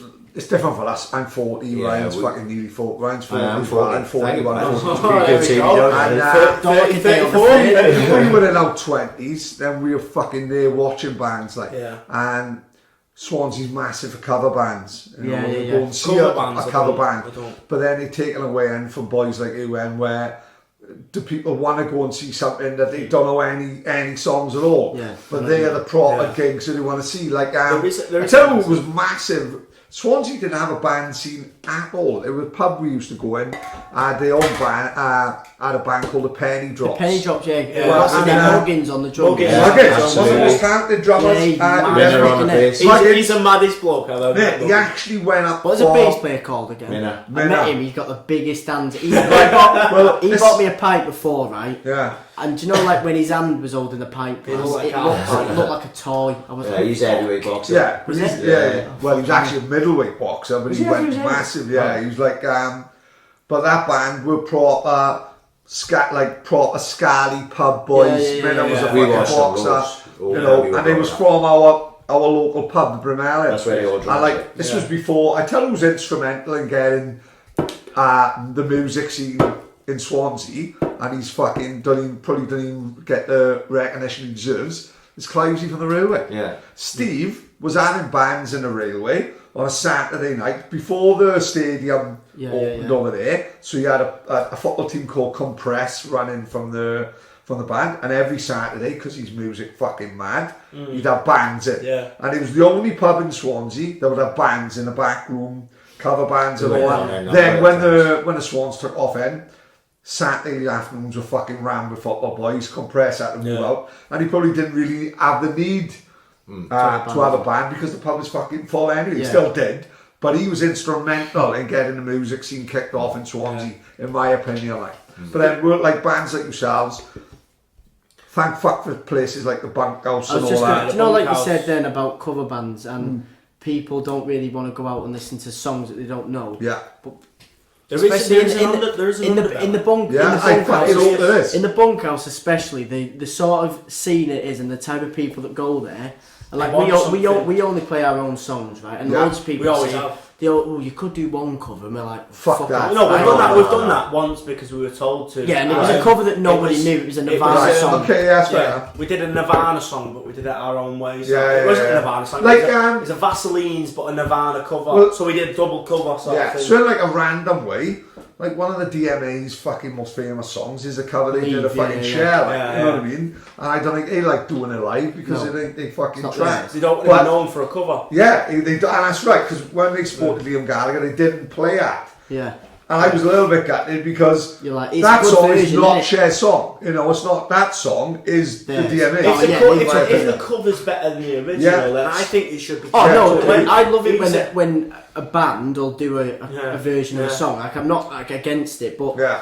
what I was saying then is places like the Bunkhouse, the type of people that go there. I think if we went there and say played a cover, like we started playing "Sex Is on Fire" Yeah, or yeah. something, They like won't. that, They won't really. people like would look. it. People would look at you and be like, What you Selling saying? out. Yeah, they'd be like, oh, they'll leave and they'll disrespect you a bit. We've done covers that aren't really like known. So we're not done like the Wonderwalls or anything. Of course, We've yeah. done the bangers Well, that we you- thought would be the crowd. You're trying, Yeah. you're trying to build your own character, aren't you? And Yeah. your own Yeah. persona as a band. And if you're trying to hop, skip, and jump on other Yeah. bands, it's not going to be true to you, like, is No, it? is You it? know The what I thing mean? is, we write too many good songs not to play them. We so do. We write a our lot. biggest we write a lot of arguments in the songs. band are when we've got a set songs list. should we What do? songs are we taking out? That's and that's what's like nearly broke up the band. What songs we should do? We are we're arguing about, oh, I want to do this song. Well, I want to do this song, which is like I'd rather thing be is, arguing though, about that than other the things. argument from different perspectives. The song that they like James chooses one song, I choose a different song. Both of the songs fit in the set list the way that they showed in different, different to each other. And it's like you can't really choose one or the other song because they're so both fitting, but you have a short amount of time. And it's like it's just because I have a different taste to him, Yeah, and it's like that's the reason we argue because we both like a different song. Yeah, we in the have set. to we have to think like what will the crowd like. So the songs that we have, and we'll play them in practice, and we're like, oh, that's our best song. Yeah, that's Yeah, our yeah. best song. But we know for a fact if we played it live, Right. people just start getting bored because to us it's like to everyone else it just sound like noise, but to us we're just like I'm in this guitar. Yeah, to us, we just smashing the thing is, cymbals. we see as like the makers of the music, we see all the effort and all the chord. We see the progression, the changes, the volt, like everything different in the song that changes. But people up in and the down. crowd just no wanna see one like there. an easy They'll just song. hear the sound, and it's a bit like The more they complex. want to hear the pop singy stuff, and we want to play the musical fucking noise that pushes 9-minute everything. songs. That everyone's just like, yeah. If we could, we'd probably play a song an hour set, a single song for an hour. Yeah. If we could, because it's that. What good a are song. your favourite tracks that you've done? What would be your favourite track? My favourite track that we've done? Probably one of the new ones. I don't know what it's called. whatever Aaron Don't- writes next, will be whatever my Aaron favourite. writes So next. who writes, and what fascinates me, right? I'm not as musical as you boys, obviously, but I just, when I listen to music, it fascinates me the process. Yeah. Like, Okay, yeah. right, I tell you what it does to me, right? If I listen to I Want to Be Adored, right, and I've had a few drinks, Yeah. I sit there and I listen to it with my headphones on, and I just can't understand. It doesn't compute in my mind how It gets to how there. they did that. Like, what were they thinking when they started with Oh, that? okay, yeah. I think music is intro and Yeah, everything, oh, yeah. the writing of it. So it fascinates the fuck out of me because it's one thing that I can't wrap my head around. I think it's I've always been interested. I think in like trying to find out what goes through whoever I'm not sure. I think everyone at one point should be a musician, should write their own songs once at least, just to try and understand. Like what you said, With us, right? the making of the songs, because I Want to Be Adored isn't really, the most like musical song, No, but it's not Yeah, about but it's being what the it most musical creates songs. inside It's, you, though, it's isn't it? about being, the That's like an experience. Oh, yeah, you it's can a take it. journey. You can take it in two ways. Oh yeah, he just says I want to be adored a few times, but it's like he's emphasising on that for a reason. Like Why is he look saying that? deeper into it? I want to be adored many times over. Why does he Or keep like, saying he it? says one lyric once. It's like So with us, right? Say for example, Aaron writes most of the songs, yeah. So if he And turns up Alan's the... the Irish one, the guitarist. guitar, right? Right, yeah. So if he turns up to practice next week, and he's like, "Oh no, I wrote a song," right? Go on then. So we'll start playing it, and we'll like join in. But the way that he's pictured it in his head probably won't be the way it ends up coming. So when I'm playing my part, I'll add little things, and it's me. It's not him playing; it's me playing it. So I'll add my little thing, and when Liam's playing the bass, he'll add his little thing. So it, like everyone adds their little thing, and then do you know when you said, how did that song get from that It's to like- that? it's like a kid, because isn't it? everybody probably added their. John Squire probably turned up and was like, oh, I've got this. And then Manny's like, oh, well, I've got a bass line. And then they've all like added a different thing. And then by the end of the practice, some practices, like, so we practiced for 3 hours. We could just do one song for the whole 3 hours. But by the start of the practice and the end of the practice, the song is just... It changes. Different. It's like a kid. I suppose you must have you've got to have trust in each other then, haven't you? Yeah, you do. Like, you know, he's got his idea, but he's not single-minded enough to go, no, it has to be this way. Yeah. I trust you to do your bit, I trust you to do your bit, you know what I mean? And then he's allowed to let it change. Aaron knows his stuff about music, and he does give, like, you know, he'll give the guidelines sort of thing. Like, for most of us, like, he'll give me, so like, I'm a singer, he gives me the, like, sort of melody, flow, the melody. Yeah. But I'll obviously, I'm not a singer, I'm not his voice, I'm my own voice, and I'll sing it my way. But I'll also, his vocal line is the guideline for mine. But as well, it's not like, say, if I had something and it's shit, you'll look at me and I'll just be like, no. Shake it. I'm like, okay, fair enough. Seems like the leader then, that way. Like. Yeah. It musically, He's very musically turned on. But then if he does something with his guitar, I'll look and it's shit, and I'll look at him and I'll go, don't do that. Do you know what I mean? I'll shake my head at him, and it's like we all respect each other enough. But it's not voiced, really. Yeah, we don't intellectually, say it. It's like if James knows more about guitar than me, and him and Aaron communicate, and it's like Reese and Liam will sort of communicate, and I'll communicate with Aaron because he writes the lyrics for most of the songs. So we all have our different paths of, you know, talking and stuff to each other. So James will talk to him about guitar. Don't do don't do that. That's a bit weird. Why are you doing that? And Aaron will talk to me like, don't do that about it, and I'll be like, Aaron, no, don't do that. So it's all a very, like, it's a deep network. But it's not a thing of, like, we've never had the situation where Aaron said to me, oh, don't do that, or I said to him, don't do that, and we've, like, argued about it. It's just, we're all on that same musical level where if I do something and Jack will look at me with a bit of a weird look, I'll know, okay, I won't do that again. Do you know what I mean? It's not like, why don't you like it? No, it's just trust in it. It's like trusting each other. And you got to be very honest about it. Like, sometimes you... At the end of the day, the bigger picture is for the song to sound as best as possible. And it's not about, like... It's not about ego. It's not about ego. Let's say if I wrote a song, because I wrote lyrics for a song, Your Day, isn't it? Yeah. And like, I write the lyrics for that. The music, on the other hand, whatever they want to do, I'll just throw the lyrics at how I think it should go, and the rest build around it, because that's my part, the lyrics and the voice. So I'm not going to mess with their guitar and go, oh no, you should play like this, because they know better than me. So I'm not going to challenge them on what they know more. And James knows rhythm like no other. Like, I call him the white rhythm man. He knows. He knows. Who's your influences as a fucking rhythm guitarist?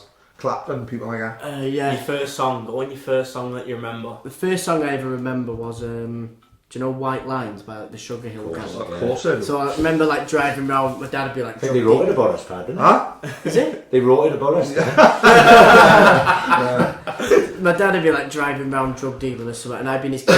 He had that on a tape, and that's like the first song I ever remember. But it's proper like, it's a fun, even though it's, you know, it's just a funky song, innit? It's got a beat to it. It's got something about it. So ever since then, all the music that I like, no matter what genre of music it is, as long as it's got a good beat and a good rhythm, I tend to switch on to it. So it's what you're born, like you know. When I was about, I can't remember how old I was, but I watched the Talking Heads. Of course I do. There's a DVD. It's a live performance. Class what was it called now? Stop Making Stop Sense. Making Sense. Yeah. It was, they basically just filmed the whole gig, right? So it starts off with just the singer. David Byrne, innit? Yeah, pops David on with a little pops on with a he comes on with a guitar and he plays a song, and then the next song it's him and the bass player. The next song it's him, the bass player, and the drummer. And then every song someone else comes on, and in the end they've got bongo players, backing singers, pianists, guitar, and it's 13, 14 it's the people. funkiest thing you've ever seen. And the guitarist, Jeff Harrison, I think his name is right. So do you know, like when you think a good guitarist normally is someone who's dead fast and like doing all these licks, but his right hand, the way his right hand moves was just like, it was just amazing. That's what stood out to me, the way his right hand was moving. He wasn't like doing all these fast, like, you know, AC/DC guitar behind his head. Yeah, you can put any guitarist against each other, like, you know, like from Led Zeppelin or like Arctic Monkeys, and still in their own right they are themselves, and it's like you can't say he's better than him because he's not, because he's different. It's not about being a good guitarist, it's about having your thing, and that's what music like is. Aaron is a much better. Aaron's probably the best guitarist I know, right? But what he is good at, I wouldn't dare step on his toes or try and do what he's doing, because I know it's like he's good at that. But then my thing, if he writes a song, he'll write my part, knowing what I'm good at and what I'm not good at. So it's not a case of like, you know, you could have a better guitarist than me playing the song, but he wouldn't play it the way I play it. You can have better everything. He could, like Aaron himself, or me myself, or James himself. We could go on to a different band and like just get better people at it. But it's not about that. It's not about having good. A band isn't about individuals, how good you are. It's about individuality itself. It's about having its own personality. It's about expressing yourself. Me and Jack were brought up together. Do you know what I mean? We are. And I think that complements in the band. So when we were on stage, we have a chemistry there. It's I can imagine that. Yeah. I'm there playing, and Jack, and we'll look at each other, and I'm just thinking, I was bollocks naked in front of you 2 hours ago, just getting out of the shower, and now we're standing here playing in front of like 300 people. It's like, and we just look at each other and smirk, but there's a chemistry there. Yeah. You know, we could all just, you know, we could go out and pay to get a drummer in who's better than Reese, or pay to get a guitarist that's better than me, but it's not Pastel. But then it would feel more manufactured. Like, you know, you wouldn't have that. You know, you probably go back to whatever they say, change room after a gig, and you're all having a fucking laugh, going, yeah, fucking hell, because you're all mates. Like, you know, so you've got this relationship of like 5 or 6 people. But if you had like these guys you just brought in for the gigs, you'd be like, I see you next week, like, out the door. That feeling you must have after the gig has gone brilliantly, must be up there with no, it is. And that's the thing though, because we are ourselves and with each other, that's why it is the best. Yeah, we work hard at it as well. It's not like we're just like 4 people or 5 people that are coming together that don't know each other and just like, oh yeah, let's do it for this sound. It's like, aren't we fucking love music. We'll make this sound. We'll make it our best sound. So you can get the best people, the best drummer, the best guitarist all together in one room. It still won't be the best music produced, because it's not about that. It's about chemistry and it's about the vibe. Like you say, when you play live as well, it's about the vibe in it. And we're just like 5 lads who all just like pissing about, having a laugh. We love music. We love music. Like listening to music. So and we work hard. It's not just you'll know yourselves doing this. You don't just turn up. Look at all these notes here. You don't just turn up and just start talking. You have to like plan it. Of course. And it's the same with music. There's a process. The social media side, and it's like a graph 24/7. So when my girlfriend said to me the other day, right, we had a gig in Manchester last week, and it was a really good gig, and when we come off the stage, we were in the dressing room downstairs, and she said, when I watched you all play, I felt proud. It was like all the stress that you have to deal with throughout the week. It was worth it. The release, and like you say then, before we went on, we were like slapping each other across the face, like fucking have it, come on, let's go. We all got in a room behind, like me, James and Aaron. Like the other two, I say they weren't vamped up for it, but I think we all were a bit drunk before. We were all like, I'm just tired. But like me, James and Aaron were like, right, we need to sort these out now, and we slapped each other. We all went in there. Yeah. And that's what it is. It's like a fucking big game at the football, isn't it? Yeah. It wasn't like our most it wasn't the biggest crowd pull we've had or anything, but it was like one of the best gigs we've had because of our own energy. We were all having it because we were all like, fuck everyone else. We'll do it ourselves, and that's what it is. It's not about like. It's just rock and roll. Simple. Yeah, I know it's cliche to say. I think it's music in general. Like Ryan come late to music. Ryan's a massive rap fan, right? I love rap. Ryan's one of the biggest rap fans you'll ever meet. You know these fucking rap artists that I've never fucking heard of. It was Grandmaster Flash as well. It was White Lines. All right. And music for me played like I can tell you times of my life. To a song, like we were on about, like you was talking about Talking Heads. Like I can put Psycho Killer to a party in Harvard with me, Dean Roselli, Jippo, and Psycho Killer come on, and fucking one of the boys is shagging the bird upstairs, and a boy That's it, music's a much boy more called than that, isn't Watto, boy called Watto who's in my mate Louis' house, and boy Watto put that, take whatever you want, and put on Psycho Killer. Yeah. Psycho Killer Talking Heads. I'm not kidding. I remember that party to this day. Yeah. Through Talking Heads. Like, yeah, it's just the music takes you. I went It's not about dates. It's about the music. mate, even that like takes you to it. boys' holidays, right? Not the music that we're talking about now, but I can more or less pigeon Certain songs, isn't it? Mate, certain songs. Yeah. 1997, Magaluf was freed from Desire. Yeah. Your When it defense originally is came out. The original. That's a big comeback. He was the original. 1998 was Orny. We used to sing it about our mate Paulie. was the year I was born. No way. Yeah, we was in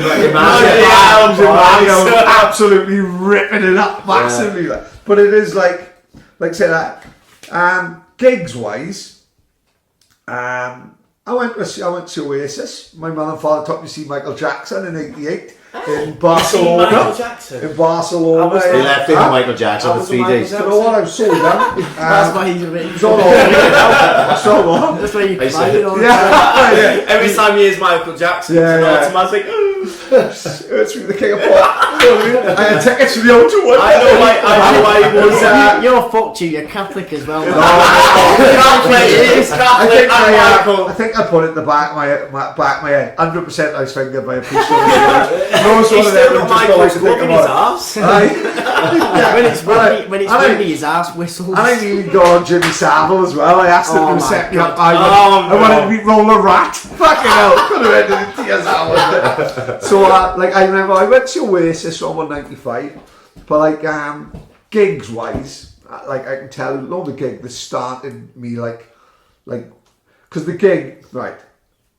The whole thing about the gig isn't just about the gig, is it? It's about the fucking train. Yeah. It's about going up. It's about the Same gig. as a It's about football, the isn't pints it? before it. It's about what happens after. I'll never Football's forget the same. 97. So, what did I 97? I was 17, yeah, right? sure, maybe. So, Over the neck. my mate Cobley. I was just a twinkle in my daddy's I eye. know. So, my mate Cobley. Twinkle in your daddy's needle. Cobley was, and his cousin Daryl, massive music fan, got the utmost respect for Daryl. Not as in, our musical tastes are totally different. He's massive into a band called the Lone Bellew. Have you heard of them? No. They're like an American folk, band. I'm into a band that can make me dance, right? Yeah. Sometimes I think Man. I'm a childish cunt. But then when I'm in a gig again, I think, well, 2 pills on the head and that's 2 bits of machine I don't give a fucking monkeys, right? When I take my daughter and see Jerry Cinnamon, and I'm thinking, fuck it. Sometimes I think I'm childish, who gives a fuck? So I'll never get 97, we go to see U2. Now, I wasn't a massive U2 fan. I'm not I've gone massive up there, U2 right? fan. I've gone up there for the day. Just for the crack. And it set me on the path then. We went up on the train. It was one of the first times I got on a piss on the train, about 18, 19.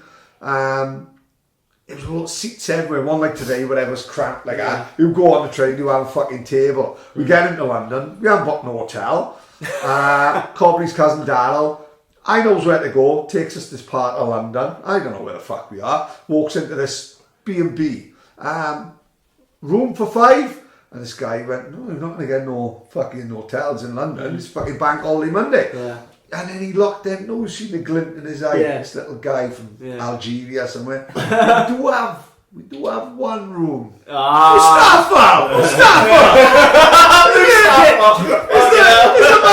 Manhattan Suite ready? We're thinking, fucking great. He said, we Sent into a brothel. have en suite for you gentlemen. Goes up there, right? It's the smallest fucking room we've ever seen. We goes, where's the en suite? Do you know what he did? Pointed at a sink in the corner. Jerry, Daryl, right? The room was so small, Daryl's feet was out the window when he was sleeping. There's literally no fucking 5 rooms. Do you know what that reminds me of? Do you know when I said we went to London and obviously we had to get the coach? We literally was at the So we worst had to, place it was ever. like last minute, we had to stay somewhere. So we went and stayed in Kensal a Green, it was. hostel called Kensal Green, right? And it was died. the roughest. It was bad. Sadio Mane cleaned my room. And that's No, not even a joke. Right? There was a graveyard behind it as well. So we were in there, right? And me, Jack, and my mate Zach are in there. But it was, do you know, like when something's so dirty you can't even get comfortable. Can't relax. Like, yeah, so it was like we'd not slept for like a day. Yeah. And we were like, oh, I need sleep. So Jack like ended up falling asleep in the corner, and me and Zach were like, oh, we'll go downstairs. We'll have a couple of beers first because I need to loosen up a bit. Yeah. So we go downstairs, right, and listen, I could be wrong, but this is what me and my mate we believe, right? So there's these two girls at the bar, right? And me and my mate are sat there just having a few drinks. And then my mate Zach is like, ooh, look at them. And I'm like, yeah, alright. Next thing, this guy walks over to him. And he must have spoke to her for less than 10 seconds. Next thing, they're walking off with each other. And I'm like, fucking hell, the girl that served him? I'm like, what's he said to her there? Because I want to know. What has he done there, right? And then, you know, little time goes past, and they come back down, but then the girl stands in the same place, and then another guy. Yeah. We didn't know. No. In the morning, after he's like, you know, noticed that, he told me that, and I went down for a brew. I was like, you know, a cup of tea in the morning. I was walking past, and it's like there's a door on the right. Yeah, where they take them all in with a lock on the outside. With a lock on the outside. I know it's it was open. Yeah. A love art pillow with pink lighting. No, it was no. Just a fucking bed. Listen, and I walked in there, and the same girl that he said, like, you know, upstairs, served me with tea, and it was the worst tea I've ever had. Yeah. Tea bag and milk. Listen, we might just be exaggerating, but like, I am convinced we stayed in a brothel. We did stay in a brothel. I think we did. I really did. I just wish I had changed now. If I had longer I remember me and Auntie Dennis went to watch the Stone Roses in Eaton Park. And I know the sign of a good gig is when we lost each other. Oh yeah. Too much fucking nightmare. So usually you'd be like, oh, I'm on my fucking What a fucking person. But no, it was still incredible. Seriously, because he wouldn't give a fuck. He just walked back to Swansea on his own. We stayed in Eccles, right? We stayed in Eccles, right? All the trains. I had to walk from Eaton Park to Manchester City Centre. Fuck off. Took me 4 hours, mate. Fucking hell, what? Mate, I was like Moses kept in a week. I'd done a marathon. Honestly, right? Top fucking days. But then, I got to get from Manchester City Centre. All I know is I'm staying in Eccles. How big is Eccles? I got to... And it's miles away. Miles away. Mate. It went from one of the best nights of my life to one of the worst in about quarter of an hour. Now when I'm walking from... My lord. And I'm just following the crowd oh, in fact. And when I get back to the hotel then I was there watching fucking Judge Rinder on the fucking telly. I wasn't even been in there 3 hours. I know, back with some bird, you know what I mean? Back, you know, I had swing-up sisters on my feet, I had blisters a lot, like, you know what I mean? Oh, it was a fucking nightmare. But an incredible gig, like, when they walked up the tainted love and all that, you know? Stone Roses are the best. I've seen, we went. The first time we went together was in the Etihad. Yeah, we went twice. We were right at the back, and we were watching all the flares get shot off. And we were like, me and him looked at each other at the same time. It wasn't like you know, I looked at him and he looked at me. It was like, you know, we both looked at each other at the same time. We said at the same time we both need to be there. We need to be down there. Yeah. And the next day... They did a few days, didn't they? Of course they did, yeah. So, 3 days. The next day I was like that to my dad. His brother... all my money had gone on my ticket for the day before. I had exactly 60 quid. So his brother gave him some money. Not for... His brother was like, oh yeah, I had 60 quid, whatever.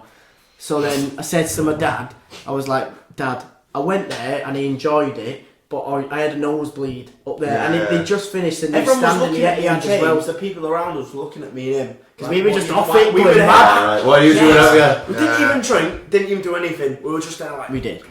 Shut up. We were like, this is the best night ever, sort of thing, and we were just dancing, and then there was like this old couple next to us, and we were like, they're not feeling the same thing, so we both looked at each other like arms around each other. Yeah. We need to be down there. Yeah, the next day I was like to my dad, like, look, I need to go down there. So my dad just goes up to this bloke. He's got like lost his leg. He has one. Oh, he has one arm. He had one arm, didn't he? And he probably lost it through injecting or something. And he's like selling tickets, and there was 60 quid each. I'm like, look, Dad, please give me 60 quid. So he gives me the money and we go in there, and all my mates like paid for everything else for me because I spent it all the night before. When we got like the tickets off this one-armed bandit guy. Yeah. We were like, this guy just sold us tickets in an alley with one arm. Like, these are quality tickets. These are real 100%. We were like, he's looking for Addison Ford. We were like, these are fake. These are fake. Yeah. And he got in first. You know when you scan the ticket in the turnstile, and you put it in there's like a sensor that you put it in. And do you know when the thing went green to let me go through the turnstile? I've never felt so much relief. It was like, honestly, it was. I mean, we phoned my mate. We hugged for 5 minutes, didn't we? After we got in, and then my mate Aaron was already in there. My mate Zach, and they were already in there, right? And they'd been in there for about an hour. So I phoned Zach and I said, "Where are you?" And he's like, "Oh, I'm near the front." I'm like, "Yeah, but whereabouts?" And he went, "Imagine Ashley Young's just cut inside from the left wing outside the box, and he's about to ping it in the far top right corner." I was like, "I'll be there now." I remember that conversation from Art, and I remember him. I was like, "So you on about football?" Because I didn't know at the time. I don't know anything about football at the time. I was like, "What is he on about?" And all I heard was Ashley Young ping top corner. And he was like, James never looked so serious and never like certain in his life. He just went, I know what he is. He just went, I know. And then next thing you know, we were exactly where they were, and it was like you know too much about football. That's when I was doing it every week from the same place. I'll be there now. Yeah, I know where you are. Fucking another like changing moment, though, isn't it? Like, you know. Drags you sort of to this, pushes you to this point then, innit? Yeah, I never seen the song before. At that point, we weren't like doing anything musically. Musically, we went. Nothing was in the. Nothing like. We didn't see anything in the band. We didn't. Yeah, but it all inspires you. That's what brought us. It was like a little twinkle, mate. Yeah, it was just like a little spark in the brain. He told me about the song before, about 2 months before. I think you told me about the Stone Roses, and I got listening to it. And that's where you started growing. To get it banging. That's where I started growing. Yeah, I was. That's when things you look at, like I know the Shane Meadows documentary, and Made of Stone, and then you look at the part. I don't know if you've seen it, right?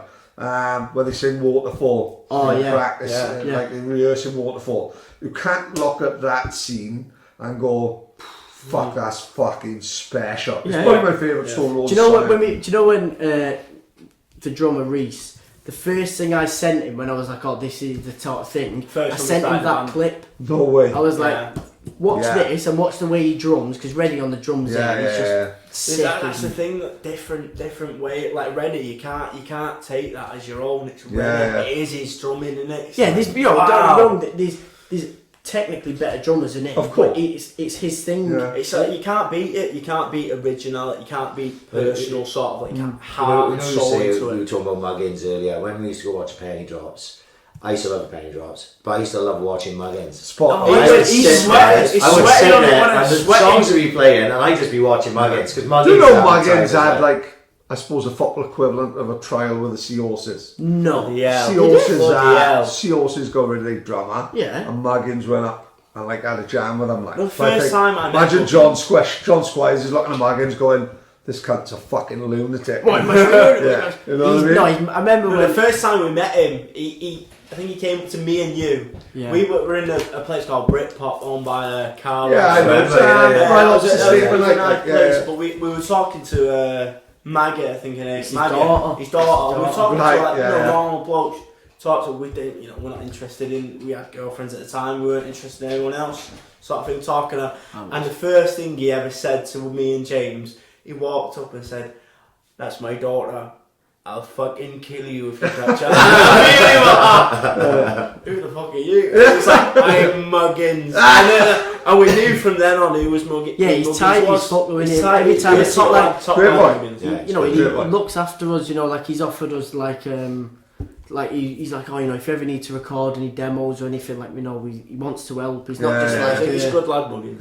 Yeah. He's got an interest in music. And a fucking really, really, really talented fucking drummer. Penny Drops reformed a couple of years ago. Remember they were? I've seen him a couple of times. And it was like I hadn't seen him for fucking God knows how many years, and we were there that night in the vault. That the night you said.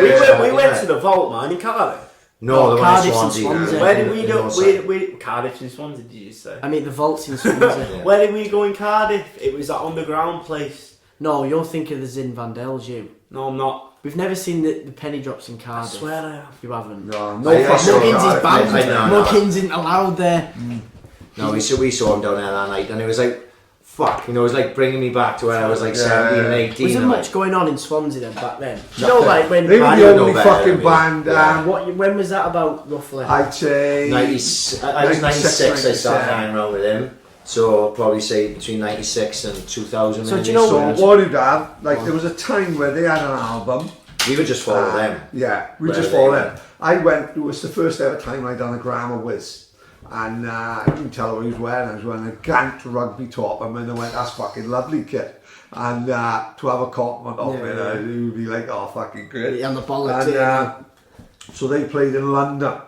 They played a gig in London. Because at the time, penny drops were on the verge. Muggins was telling me before. Mate, they were on the verge of making it, right? We played like Europe and all sorts. Yeah, mate, they played in Holland, didn't they? Yeah, they were on the verge of like they had a couple of BBC, like an ITV documentary about them. So I'll never forget Minna speaking to the camera when his Ralph Lauren Harrington and Minna looking at the camera saying, "We're the hardest band in Wales." Fucking brilliant, right? And with that fucking bass player, don't doubt it. Yeah. And it was like they're on the verge of doing bits like, but as you know, it's a fine line between. It's fucking hard, isn't it? And but these they had an album full of songs. Carpenter's kid, Andrew Carpenter wrote the songs, talented as fuck. But I just like Boxing Day in the Brimallin was 2 till 6 penny drops. So every year, you know, the Brimallin would be fucking rammed. Yeah. Sean Rees would get up and sing "Rope for Luck." I've seen. Is that his brother, the one who's got? It's not his kid. Right, Andrew. Oh, I know the guy. You know Sean Rees, little talented boxer as it happens. You definitely would have met him, like, you know. Yeah, I remember the first time I met him. I thought he was like, Joe Shaq. You on about before Shaq the band. Yeah. Like, he looks like the singer from Shaq, and he always does that rope for luck. I've seen. Yeah. So like I said, every fucking. But they had a few, like Kento used to go up and sing with them, and there'd be certain people that would be there in the crowd, and they just come up and do one song. You know, randomly, Kento, this boy from Town Hill, you know, just a fucking normal boy from a council estate, wrote a song called Taxi, right? And he was playing in Magaluf, and it was huge. In Magaluf, it was bigger than fucking, it was bigger than Freedom Desire. Taxi, come and get me. I don't care if you black or white, as long as I get me home tonight. Taxi, but I know in Magaluf from 99. It was fucking huge. If Kento had gone out there, he'd have been bigger than Boy George. You know what I mean? Kento was huge in Magaluf in 99. It's just he didn't realise because he never left Tegan. You know what I mean? It was fucking great. But like, no, I was like I said, there's not many band, like, they was an original band. This is before cover bands got. Same as you said, I was like, it's fucking hard work, isn't it? I've seen bands like the Twang. Yeah, How did the Twang today? Mate, I've seen them. They supported Shed 7. Last week when someone up in the taxi that was going to watch them. Last. Of course, I was in Cardiff. We walked there last week. Any good? Yeah, but my missus as well. Like, she's into music now a little bit, like through because of you, yeah. But before, you know, and even she was like, we're watching them, and she's like, these are cool, these. Mate. And it was like, again, how have they not? Because I was in the shower today, right, and for Christmas, my dad got one of them Alexa things. Do you know yeah. So he stuck it in the shower, so I'm in the shower, I'm like, Alexa, play whatever. Yeah. So I put it on and it says to Jack, because I can see Jack, he's getting ready, looking in the mirror. Yeah, Where the shower is, I can just about see him. And I was like, oh, Jack, listen to these. I said, it's like, imagine the Streets, but a band. Does that make sense? Well, they actually teamed up with the Streets. Did they? And they did like a song, they did one song where, like a little mishmash of a street song of them, and they played together. Like a collaboration. Yeah, I'll never forget, because in the video they had like the lead singer and the Twang had like a foul raven jacket, which at the time, that little time. When I seen him in Cardiff, the way he was dressed, it's like you're looking at him and you're like, wow, there's an aura about him. That's what you want in a band. Well, I'll never, like, they played twice in Sin City, and what was different about them was they had like 2 lead singers. Okay. When I seen them, I think there was only one. They worked well, like they had two singers, right? And which is different for a band, isn't it? To have 2 men singing. And I remember the 2 gigs, like you had Chili, Jordan, all them. and the Twang played, and they had all their own music, and the first 2 albums were fucking unbelievable. Yeah. Like everyone, like Either Way, and Two like Lovers. Two Lovers. Danny Dyer's in the video, Danny Dyer's in the video with Jamie Winston, Ray Winston's daughter. Yeah. And I'm looking at this band and I'm going, they're the fucking next big thing. Yeah. Without a shadow of doubt, because not only have they got some good people, they got some big names in their music videos, which is amazing to see coming back now, because Liam Gallagher's last 2 music videos have been like old school music videos. The one he had, Only One of Us. That one with Eric Cantona. You've seen that, right? Fucking nice. It's proper old school music video. I love it. Someone said apparently that's in. I think someone said to me it's in John Lennon's old house or something. It looks like a big country, looks like a big castle. I But it can wouldn't imagine surprise you, would it? I You can know, it looks like imagine with Downton John Abbey. You know, Liam Gallagher and John Lennon. Imagine he's bought that house. So like the Twang like played these 2 gigs in Sin City, and I'm like, this isn't even a fucking argument. They're the next big thing. They can play live.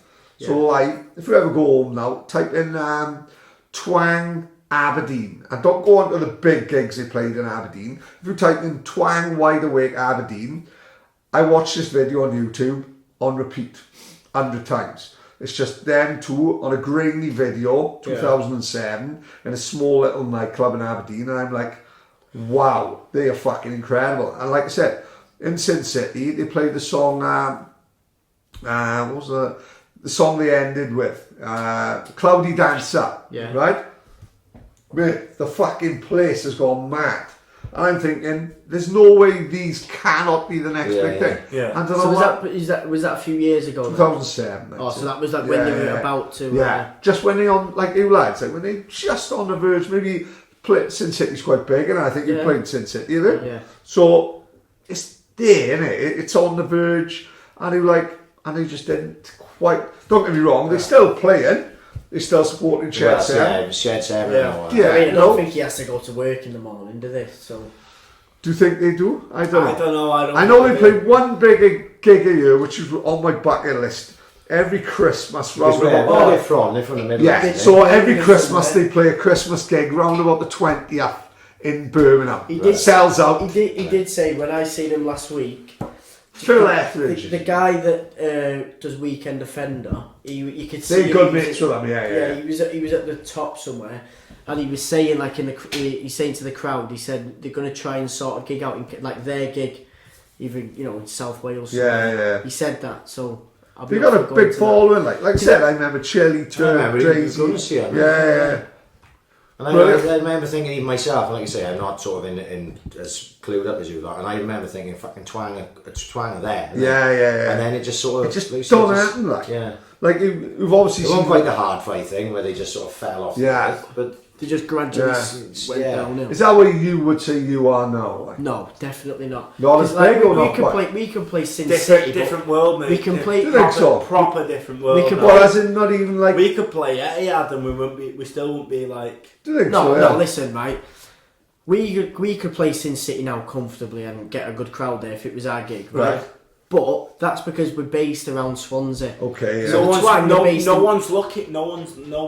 people are looking for bands anymore. They want like Dua Lipas, Lewis Capaldi's that they can sell and control. They don't want like no one searches for bands. Yeah, anymore. but you can still a band can still be successful. Yeah. But we're just starting to get to the stage now where we can go to Manchester and play a gig, and we can go to London, and we can go to other cities and play a gig. And what type of crowd? You a crowd, or are they just saying like? I remember this. Right, so I remember when this feeling started. Yeah. Little club night in London. Yeah. And now it seems to have branched out all over the country. Like a lot of people will know what this feeling is, but this feeling. I actually advertised it on the intro. Did it really hard? Well, Jordan randomly, I remember when this feeling started. They had like a club night in London, basically because there's nothing on for fucking indie kids. Like, but obviously in London there's more going on, and it's amazing now to see fucking Jordan put it on this feeling nights in Swansea. Because I remember when this feeling kicked off for bands like yourselves and all that. Just one little club night in London. And I was thinking, oh fucking hell, like it's a good little scene happening there, like, you know, and for them to bring it then down to here, fair play to Jordan, that's fucking awesome. Like. So when you go to Manchester, are you taking a mob up, or will people from Manchester come see it? A few people have came, like ginger guy, what's his name, that knows Matt Pearce and that. Oh yeah, right. His boys from like a few boys from Cardiff will come up. No way. We played in Manchester last week. Nick, for example, Nick came Nick and Hughes. Hugo Camden. There's a lad from Hereford who always comes down. Yeah. And it was like, don't get me wrong, right? We played this gig in Manchester last week and we supported this band who were doing really well. What's their name? Affleck's Palace. So they're not like. Oh right, they're named after the old nightclub. Yeah, so they're not like they're not like, you know, they're probably more like your age. They're just. They've noticed that there's a hole in the market for Manchester sort of bands, and they've just gone for it. But the lead singer, he's a music producer. That's what he does as a job, right? So he also runs a company that looks after loads of not cover bands. Do you know, like, you'll have like an Oasis, or what are they called, like a tribute act, like definitely might be and all that. Yeah. So he owns this company, and they've got like a Kinks tribute, a Stone Roses, Oasis, whatever. So which is money to be made. Oh, he makes because money. don't forget, the bootleg Beatles have been going 30 years longer than the Beatles, mate. Yeah. And the bootleg Beatles are fucking incredible. Yeah. Like, you know what I mean? You go and see the bootleg Beatles apparently in a changing room, and he wouldn't say hello, and fucking Paul is acting like Paul. He's fucking bird with one leg and everything. And Ringo's like, peace and love, peace and love. Don't ask me for any autographs. Peace and love, peace and love. So this guy, he does this thing, but he's basically the Ian Brown in the Stone Roses thing. He runs the rest.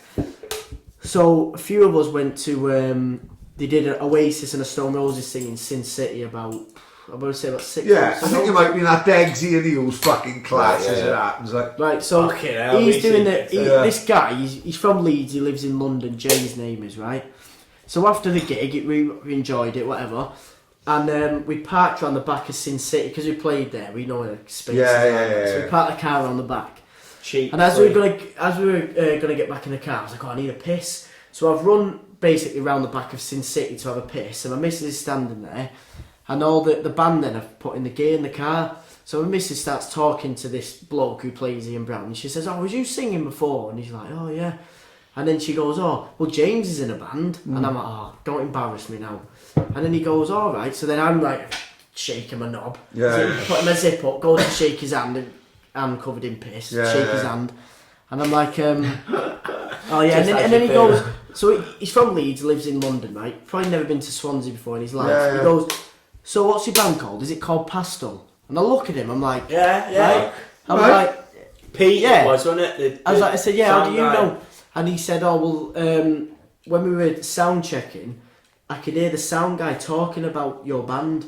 And I said, oh, what, is there any good bands in Swansea? And this Pete, the sound engineer, said, Pastel, he said, if they keep at it and do it right, they'll make it. So he's like, I'm like, oh, I'm interested now. So I'm talking to him, and he's a music producer. That's what he does. That's his job, sort of thing. He makes money from producing music that's in like films and adverts and all sorts, right?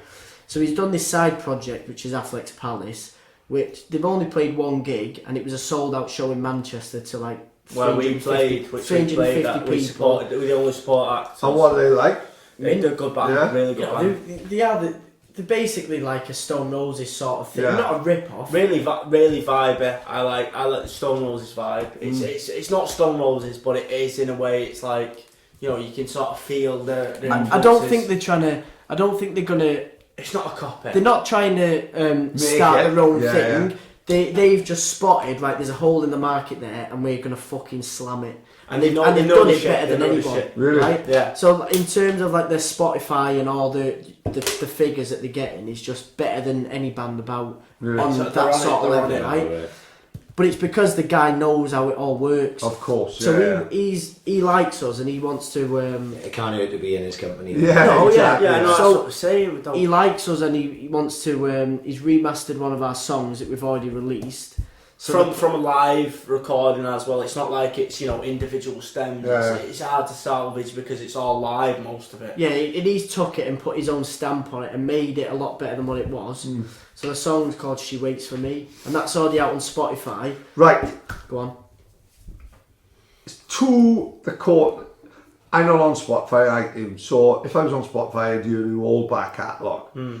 She Waits For Me, very much for me, great hands. Was No, but mine is so I'd be watching it it. reminded me a hell of a lot of Columbia. Like, Okay, yeah.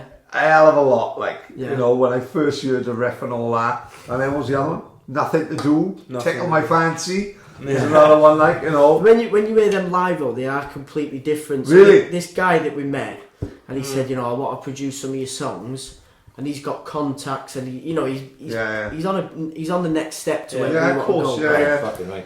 And I says to him, I said, the trouble with our recordings is they sound nothing like we do live. People come and watch us live, and they're like, wow, you are fucking amazing. And he said, And it should sound like you do live, sort of thing. Yeah, so I says to him, you know, our recordings, when we play live, we have balls, right? Yeah. It's like our cocks are massive. Our recordings, it's like the fucking transvestites or something. Really? So I says to him, But isn't it the same as, like, you must have seen Supersonic? Yeah. So Owen Coyle, innit?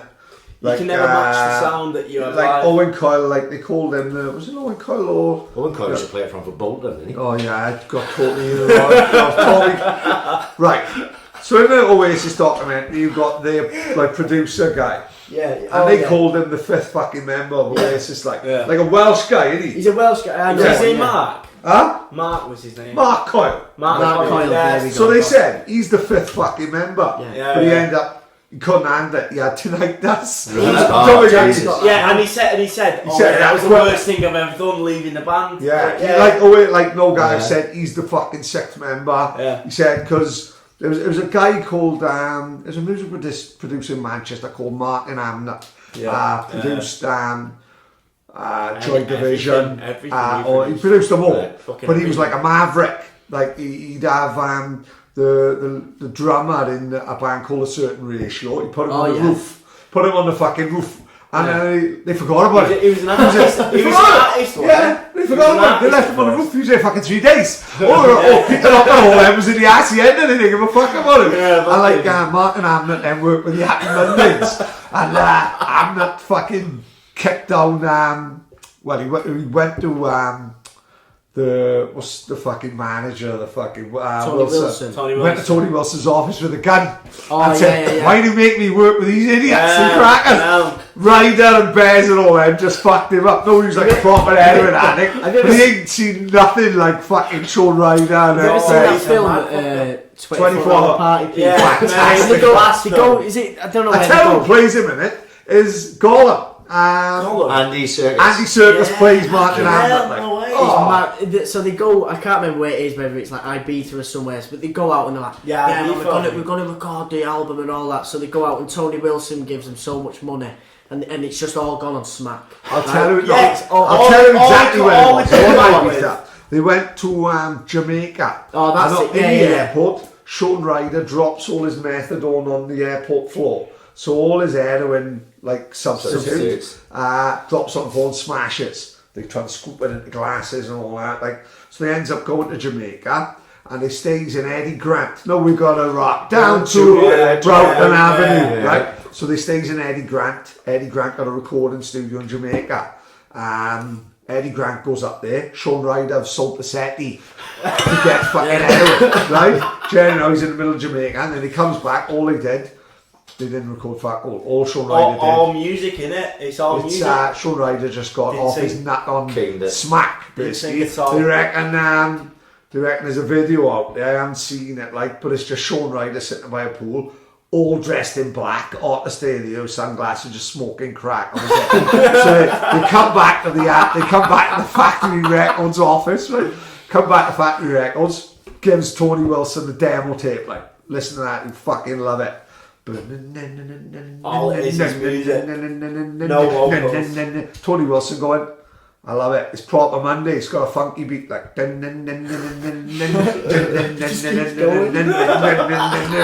Wilson's the guy. Listen to fucking lyrics. It was 8 minutes of he didn't record one fucking song. Sure, I did on the old budget. That's why they're still in debt now, and that's why they do gigs. That's why they do gigs. That and obviously Blue Monday. Blue Monday was that kept the Hacienda going. That the Blue Monday New Order is what they run off. New Order was what kept the Hacienda. Like what they reckon is Tony Wilson bought like an office, right? He spent like stupid amounts. 40 grand on the table. 40 grand on the yeah. table. Hooked. There's no chairs. Like no real. Just a fucking table. Dollars all about buying one for his sit down on the floor next to this table. There's no chairs. There was no like. Yeah, it was a nice looking table. It's like the table was held up by wires to the wall. Right. Plus 40 grand, right? And Blue Monday is the biggest selling single, 12-inch single of all time. Right. Of all time. Yeah, like no one cost it. But stuff. Tony Wilson spent 80 grand on the sleeve, right? Every time they sold the copy, they lost 8 pence. It was the biggest selling single of all time. They lost money. They end up losing 900 grand on Blue Monday, when it's the biggest selling party.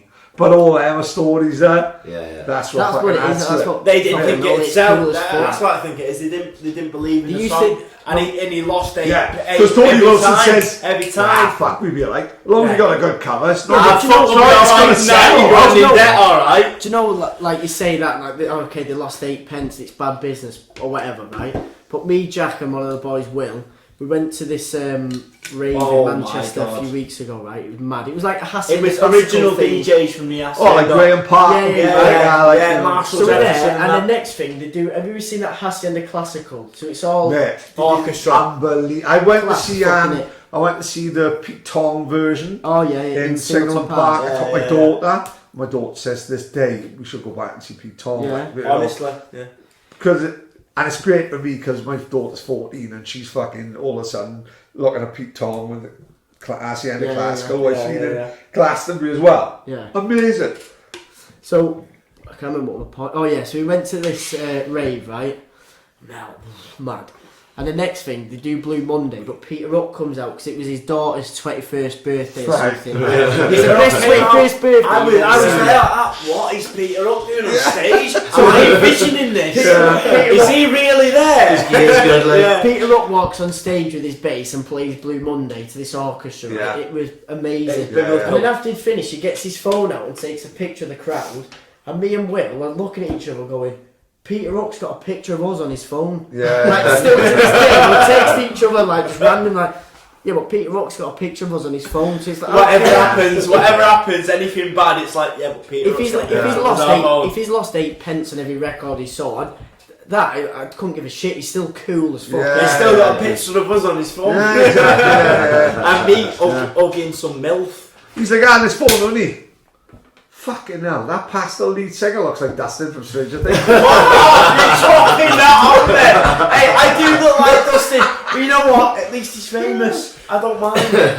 I'll have the teeth as well. Take them as well. I do look at yourself as I hope you're going to be a proper front man and not a fucking... I'm not really cocky. Do you know my worst nightmare? I'm not cocky. Is if he went like Chris Martin, like a fanny. You know, like Chris Martin said... Naming his kids like after fruit. Well, maybe you kid banana or something, and then like don't say Chris Martin said Coldplay not touring anymore because of the carbon footprint. Yeah, fuck off. Fuck off, you fucking see that dogs. the guy. That's the best thing about Coldplay. It's fucking good. When they tweeted that, do you know the choral or the chorale, whatever you say? They tweeted them something like, "Oh, what you doing your lighting rig if you're not touring?" Yeah. That's what he was called a million quid. I'm not a fan. I'm not a fan. I'm not gonna be a fan. That's weird. This is where I never get that's how I love a documentary, you know, like Supersonic. Yeah. Fucking it's one of the best documentaries. It's new one like as it makes you want to be in a band. It makes you want to be in a band. That is what being in a fucking proper rock stars. Not like in the 70s before the internet and before fucking. They were all mental, weren't they? Led Zeppelin. Well, everyone's thinking about what the next movie's going to be, aren't they? Jimmy Page was like proper into the occult. Like Jimmy Page is fucking 12-year-old girls. You don't give a fuck. No, I've watched documentaries, right, and it's like a thing when they say about 14-year-old groupies in the 70s Hey, because they were that's mad what it as That's what they fuck. think. That's what, the younger, the better in the 70s. That's what it Yeah, was. he bought Mental. This is how they see. He was, Bring it back. There's Fuck that, mate. there's like an occult that like people say that and people are fucking genuine. I've seen people and they see this. They say Jimmy Page made a pact with the devil for Led Zeppelin to get To make famous. Oh, I've never heard of the occultist Alistair Crowley and the I've heard of the name, yeah. Jimmy People sell their soul, man. Page bought his house on the bank of the Loch Ness. It was on the site of a church which burnt down and like 18 people died, all kids and all that. So, yeah. Jimmy Page All bought kids. the house, you know. Jesus Christ, he Like he was a proper Satanist and all that. They started. So apparently, they started out as Christians or something, and then I don't believe it. mad. It's Satanist, man. They say what's It's a that bit guy? over the top from here. Do what you want being Satanist, but no. What's man, that guy that we watched? Brian Jones. No, the old country singer. Oh, Robert Jackson, the first ever 27 Club member. So right, The yeah. first ever 27 Club So what he did member. was he was a country singer, you know, blues. He couldn't and play. yeah. He couldn't play at all. No, he And couldn't. then This Lightning Hopkins, a guy called Lightning Hopkins, heard him in a bar, you know, playing, and was like, "Oh, he can't play," and all that stuff. But he went away for about a year. Yeah. He went No to one's seen him. They reckon. Do you know any weird But things he about? said he got taught by a guy in a graveyard. He went to the crossroads and at 12, just before 12 o'clock he went and met the devil. tuned- Apparently, sold his soul. The devil, a black figure, tuned his guitar and gave it him back. That's what they This say. is you what- see. this is No, research that's of what Tuned they his say. guitar and gave it him back, you and look- then he could play the blues like no one else. And I tell you what, he made 21 songs, and they're the best blues songs you'll ever hear. Do you know like the way? Do you know the way He like died blues at 27 from music is poisoning.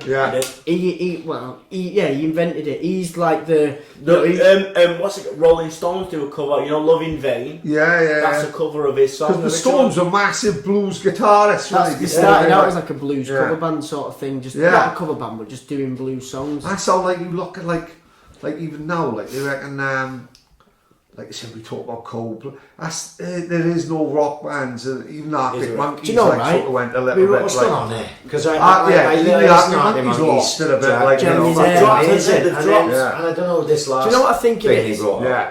You know what it is? Sellout, I think. No, do you Now know when everybody's the Arctic sold out. Monkeys Is he bought in his own like behind? I think so. when the Arctic Monkeys first came out, right? Quality First lyrics, album, quality yeah. lyrics. First Amazing. album's Amazing. unreal. Best musician, like one of the best musician, like not musician, lyricists I've ever heard. Alex Turner. Yeah. Really good lyrics, but like it I love just that turned drummer down the as well. sort of The drummer and his Drummer's tracks bottoms. amazing. Yeah, that's what I mean, right? Yeah. When they first started, they would dress like us, they'd wear track tops, they'd wear tracksuit And they were bottoms. talking about stuff you could relate Yeah, to. and Yeah. their accent as well were like, yeah, we're just lads like that. And then now, you Certain hear him romance. talk, Yeah. Liam Gallagher called Yeah. him out, didn't he? Huh? And Liam Gallagher called Alex Did he? Turner Yeah. out in his accent because he went American. yeah, he's talking now, you that's listen right, to Alex Turner now. and Because it's he like- was like full on Sheffield, Sheffield. wasn't he? yeah. And he went American, and then Liam Gallagher called him out, and he went back to a Sheffield accent. He was like, "All right, Wolf, all right, pet," and it was like, "Why are you going back?" Because Liam Gallagher called you out. At least if you're being fake, like Keep at it, fucking like- keep at it, Yeah. be like that. All right, man, I want to Yeah. be fake. So But that's what? how like I think a lot of it is like internet like. There's no way that Jimmy Page now is called on fucking nuts. You know, Right. he's Yeah. fucking 12-year-old girls like. Yeah. It was one famous thing they did. It was called the Mud Shark, and they was in a hotel by the sea, Right. and they had like a fucking they had like a groupie, and they all pinned her down, and Jimmy Page fucked her with a shark. Fuck They called it the Mud Shark. Right. Anyway, Fucked her so with a it's shark. a Where did you freshly get shark from? It's a Is the fresh- shark alive? It's a freshly Was the shark caught alive? shark Oh, from the, that's from the fucking fucking great, Amityville, right? And he ends up banging, and it's like a story where Amityville. Amityville. stuff like Have that. you seen the film? Eminem. Jules? No, Didn't it? Amity Island. Yeah, Amityville is a horror. Amityville's a horror. Amityville is House. where Eminem made a song about Amityville, didn't It's he? a haunted house film. Yeah, And, there we go. Yeah. Bowie, the story goes that like fucking Jimmy Page had gone to Bowie's house and had a fucking day there. As soon as he fucked off, Bowie called a priest and had the house exorcised. Really? These are like the rock stars who fucking... who Yeah, do listen, it. I want to be a rock star, but then there's dark stuff then. Isn't Yeah. Oh, it is. Oh, It's no, a line, I'm isn't it? gonna stay on the lights. Like, I ain't messing with that dark shit. Fuck that, man. I'm gonna sit there when we The Lewis cross. twins, like I'm gonna satanic versus sit there when we Salman Rushdie, Salman worshiping Rushdie. God every night, Fucking man. brilliant. Fuck that demonic shit. I ain't about that dark Same as the side. Stones, like. It was of the time, though, wasn't it? That was all That's that, what it is. all that It's all stuff. about, like, you know, Ozzy Osbourne and all that sort of... Eating pigeons, Tell you what, whatever he didn't mean to eat a bat, said though. He thought it was a rubber bat, he said. No way. He said, oh Yeah, because they all threw story. rubber bats on stage, they all threw rubber stage. stuff on stage, and he bit it, not knowing that it was a frozen... It was a bat. That's what I It was a frozen bat that was knocked out, sort of thing. He bit it, and he said it was the worst taste he's ever tasted in his life. Have you seen the film on... it was on Netflix about Motley Crue. The Motley Crue. Yeah. That was fun, mate. Yeah. Ozzy Osbourne snorting fucking... Nicky Six was flat out on a smack, and fucking, You see, what I don't understand is, right, you got Shaun Ryder there, absolute smackhead, but you didn't see him shagging kids and eating bats. Exactly. So why can't you Because just... he was so involved with smack. No, but these As much as you he ate committed smack, himself somewhere as else. much as you ate smack, it's like it's a thing that took him away. At least he's not a pedo. Yeah. What else you gonna do? A good Shaun Ryder story was he was in something like the Isle of Wight or the Isle of Man or something. I think it was the Isle of Wight. And he got done for drugs and all that. Yeah. And his solicitor said, or like a friend of his said, look mate, you're going to have to get yourself a good advocate. And he was like, I don't like vodka. That's how fucking bad he fucking was. Like, and he turned it round now. He's on Boss Brewery adverts. He's on fucking tea and he drinks tea. He was on something on like the History Channel or something. He reckons when he was about 14. Abducted, did he? Yeah, he reckons he's seen spaceships.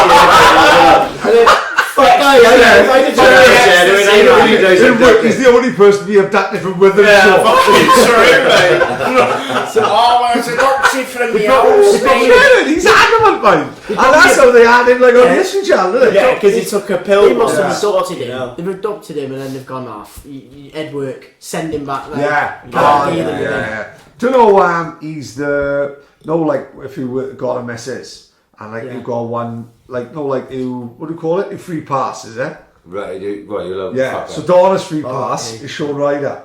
Absolutely idolises and loves it. Oh, so like, I get it. So there's one person who can fuck, like, you know. Have you ever seen that Peter Kay advert, right? So it's like two couples, and they're out for food, like a You've double got to date. believe this. This is exactly what happened. Go on. Donna's free pass, like you get all sentimental in bed, and Donna's free pass was Shaun Ryder, and then she went, who's her free pass? Do you know what I said? Stacey from work. It was fucking right. It was absolute chaos. Genuinely, didn't fucking finish over it. It was fucking chaos, especially Donna went to school with that. Honestly, God, fucking murder. Stacey from work, I was gutted. I changed it around there and I said, Charlene's Spaghetti from Texas. And I was like, oh, then. You know what I mean? You can't win though, can you? There's no way you're going to win.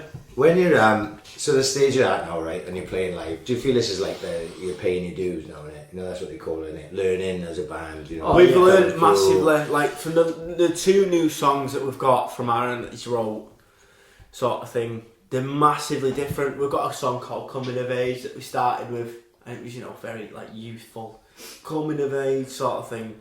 And the ones that we've got now, it's nothing about, like, you know, coming of age, life as a child, life as a guy coming of age. Yeah. It's like, it's not about the realistic life, it's about what it feels like to be an adult sort of thing. Because he is, and that's why Aaron's songs, I'm not gonna turn off Aaron's songs, because he's older than me, he's got a kid, you know, he's got his own house, he's experienced more than me. I'm not gonna turn him away just because, you know, he's experienced more than me. He knows more than me, so I'm gonna take it in, and I'm going to take all the things that he has. Yeah, our songs now when we're playing live, it's starting to go like a different direction. Grown up. It's grown up in a good way. Our sounds got more mature. I think before we'd make a mistake, say we'd play a song a certain way, or we'd do something and we'd make the mistake, but then we'd do it again, and we'd only learn from the mistake after 2 or 3 times. Whereas I think now it's like, well, once we've made the mistake, we know what's wrong, what's right. So some of the mistakes though that we ever made in our song, a song called Tomorrow's Afternoon, our biggest mistake was him at the end, playing the chorus again at the end instead of the everyone else went into the normal flow and James went into the chorus, and it was a massive drop sort of thing just because he played the chorus. It was a massive change. So we always play that last now because the ending of the song last because he changed it. Yeah, the ending of the song is like one of our biggest hitting thing. You know, when you hear it live, it's like you can Just see by it. accident, You can see everyone like when it's coming. You can see all the crowd start fucking bopping their head to it because it's. And like, that's the best thing about us all, because we all know each other and we all understand music quite well, sort of thing. So just because we made a mistake, it's not like, oh, you made a mistake. It's like you made a mistake, but that sounds naturally. Good. It's like it's not. We don't just. It's not just one person as like an input. It's like say if James was like, no, this is how it needs to sound, or Aaron was like, this is how it needs to sound. It's like if we all play it, we all hear it, sort of thing. And if we hear the same thing, it's all like, yeah, that's good. And we played it, and it was the mistake that James made that made that song. It's it's big thing. How does it work if Aaron's got like a kid family house? Oh, he's a grafter. How does it work then? Like, does it like the dynamic of the group? Like, he's got different fucking priorities. Oh, it's a proper massive. But she's got to be supportive to put ever since we've sort of decided to say lost our last bass player. It's sort of he's been more lenient sort of way. Lost him in what way? He's been more lenient. Not because of our old bass player or anything. It's why did the bass player finish? The bass player left because he was in his last year of uni. Right. And he's fair enough for him. Go on to do what I agree. I want him to go and succeed. His attitude was in the first 2 years of uni he could do both. Of course. Whereas in the last year I think he had to make a decision where it was like the band was the band causes a lot of stress. Like it's a good on the stress. same side, band relieves a lot of stress. What he realised after we know exactly what it means. My biggest headache is this, and my biggest release is this. Yes. Yeah. It's the best thing you'll ever do. Yeah. But it could also be worse. the hardest thing you do. Do you know, right? After he left the band, I worked Jake, the old bass player, when we played in Manchester last week. He texts me and he's in uni in Cardiff, right? And he said like uni students just do his head in, right? Because they're all just like childish and they don't really know. And he never understood that because he was with us, and because instead of like thinking about things, it took his mind away. Yeah. Now he realises. So he messages like, me last week and he goes, "You're playing in Manchester tonight." While my fucking housemates are watching Robot Wars or something like that. And I was just like, well, it's a different level, of course, yeah. I think it's better for him in the sense that he's going to get his degree. And I know he's left the band and he's still feeling like he's left out. He's still feeling like he's left out in the band, but it's better for him because he's still going to get a degree. Like, I'm in an electrician course and I've got my last year now. I'm still going to get that. I'm an electrician sort of thing. Yeah. I'm not going to like put 100% into the band. As much as I do, I put a lot into the band. Not in like, I put all my effort into the band as I can. I'm not, so you still got to be realistic. I don't message. I'm not like. You still got to live your life, and you still got to think. Listen, we can all go around. Fucking Dustin could be there, fucking cutting up satanic verses and all that. It's going into your cult. But you got to have £300 a week to live as well. You've got to live, and we're all very realistic in the band. We're not very. That's why we are probably, the one of the much rawest, sort of working class in all the other bands similar ages and that to us. When we came round, other ones copied us, and not to say that they're different. Not to say I'm not hating on them. Yeah. I am in a way, sort of thing. But at the same time, I'm like, I understand why you copied us because we have the rawness that they don't have. We just best form of angle as well, isn't it? We have the experience, we have the lifestyle, all of the bands. We have everything that the rock and roll in quotation marks is. We have, the sort of a quotation marks abusive. I won't call it an abusive childhood. I call it an experience. Yeah. Oh yeah, definitely. I don't hate my dad because of his decisions. I don't hate my mum because of her decisions. I love them because they have taught me, ways. And his dad has been more of a dad than my dad. But I still love my dad because he is my dad. You get me? Well, there's a lot of things that is very deep and different. Well, we talk about this all the time. Like life, we love life to be like this fucking straight line. Perfect life will never exist. It doesn't exist. Will never exist. He's been through things like with family and all that. Yeah, like say I've dealt with heroin on a personal level, like where when I've seen like how it can affect the family and also how people can get over it as well. I think if you're an heroin addict, you are an heroin addict for life. and then every 6-9 months you're going to have that fucking drop off point where the fucking the bottom drops out of the world. It's not even if you do it again, it's still that you've done it. You understand. You are an edit. If you were an edit, if you're an edit once, you are all the. Do you know? Like people say, people do you know what? Hang on, you're saying this in prison, right? It is a prison. That's probably one of the best shops ever because the fucking the person who I know who deals with these issues will tell you. You were like, it gets to the point where sometimes you can't even have money. Yeah. Because having money, it's not even is like the giving fucking. us the key. You can't even go to a pub because if you go to a pub, you have a pint, and then if you can pint, go to the pub there next weekend, you might have a line with the boys, which is harmless. Then you might do a pill, and then next thing you know, a week later, you're back on the heroin, and you're back in a fucking smack. Do you know, like it's everywhere. Anyone who's ever been an addict, whether it's an alcoholic, heroin addict, whatever, fucking caffeine addict. No, wait. After they've finished, after they've come over that addiction or whatever, they'll say, "Oh yeah, I've been clean for 3 years and 260." They know, like, to the day, and it's like, are you actually clean or you are clean? Are you reminiscing over it? It's like you know to the day, like you say, like a prison sentence. Yeah, if you ask the prisoner, still keeping a hold of you. If you ask the prisoner prisoner, knows exactly to the day how long they've got the left, second, how they've got left. Yeah. That's a prisoner. And everyone addict to and the same mentality. heroin is the same sort of. They know to the second how long they've done without it. It's like it's not like. It's not a bad thing. I don't think it's just heroin addicts. It's every addict. People who smoke will say, "Oh, I've not had a fag for 17 days." But it's not that addiction. Do you know what I mean? I don't think addiction's a bad thing. Addiction. Everyone has I have an addiction addictive to a few mentality. things. I love tea. Fucking love tea. Everyone loves tea. I have about 8 cups of tea a day. Do you notice tea though? Do you notice tea? Do you notice? Listen, right? Exactly. But if tea was a bad thing, and if people were like, "Oh, you can't have tea," you'd be like, "Oh shit, I'm a bad person." Yeah. I'm only so many cups of tea a day. My mum and dad, they heroin addicts years ago, whatever, right? And then they did like a fast, like a diet where they won't eat between a certain time or won't eat certain things. So after years after the crack, whatever, they'd done this fast, and they couldn't have any caffeine, couldn't have any sugar, loads of things, right? And they did it for like 2 weeks, right? And my mum will be there. She'll be drinking a cup of tea, boiling the kettle to make a new one. Do you know what I mean? She loves tea. Like right? Addictive personality. Yeah, right? Of course. They'll just find I've never heard of chain tea drinking. I don't know. I love tea. You've not been I've had one after the other. It's a normal thing. Squeezing Yorkshire tea bag into an island. So and I've seen my mum and dad cold turkey. I've seen all sorts, right? And when I've seen them not have caffeine for 2 days, it's they were like they're coming home from work and just go, "I'm going to bed." And really? they were literally like, "Hey, tell night nurse. Tell him night nurse."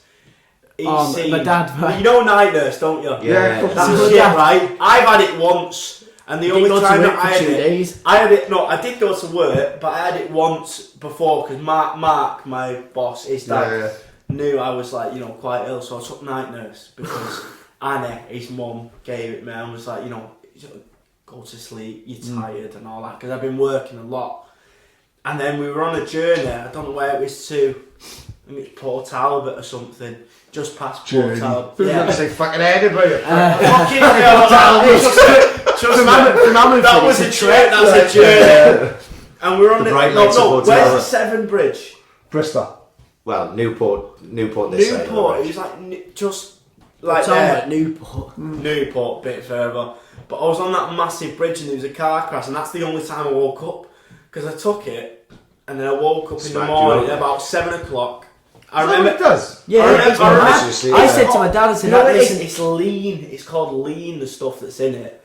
They drink it in the States, don't they? Yeah, I dated a girl once, and they mix it with like lemonade and shit. And, yeah, I dated a girl once, and she was a pharmacist, and she knew that it's called lean, the stuff that's in it. The Americans, lean, and all that, and they get up to it like a few rappers, American. It's rappers, the same as it's like a ghetto black drink. But I took that to we take it as medicine, they take it as a drug sort of thing. Right. Bit like Quaaludes, isn't it? Because they reckon Quaaludes were like a sleeping tablet or something. Yeah. But like they reckon if you just stayed awake for that quarter an hour, that's really awful. Someone was Valium's like that. Right. Valium, if you take it as a medicine, of course, it's great for you. and you're just like, Yeah. But if you'll take it as like a sort of high sort of thing, it's an addiction, and then Valium. Of course, anything can be an addiction. My girlfriend's dad just had a back operation last week, right? And he was on. They give you all sorts, don't they, when you're in hospital? Of course they do. I can't remember what it was. And every so many minutes, he'd have to like press a button. Yeah, and morphine, right?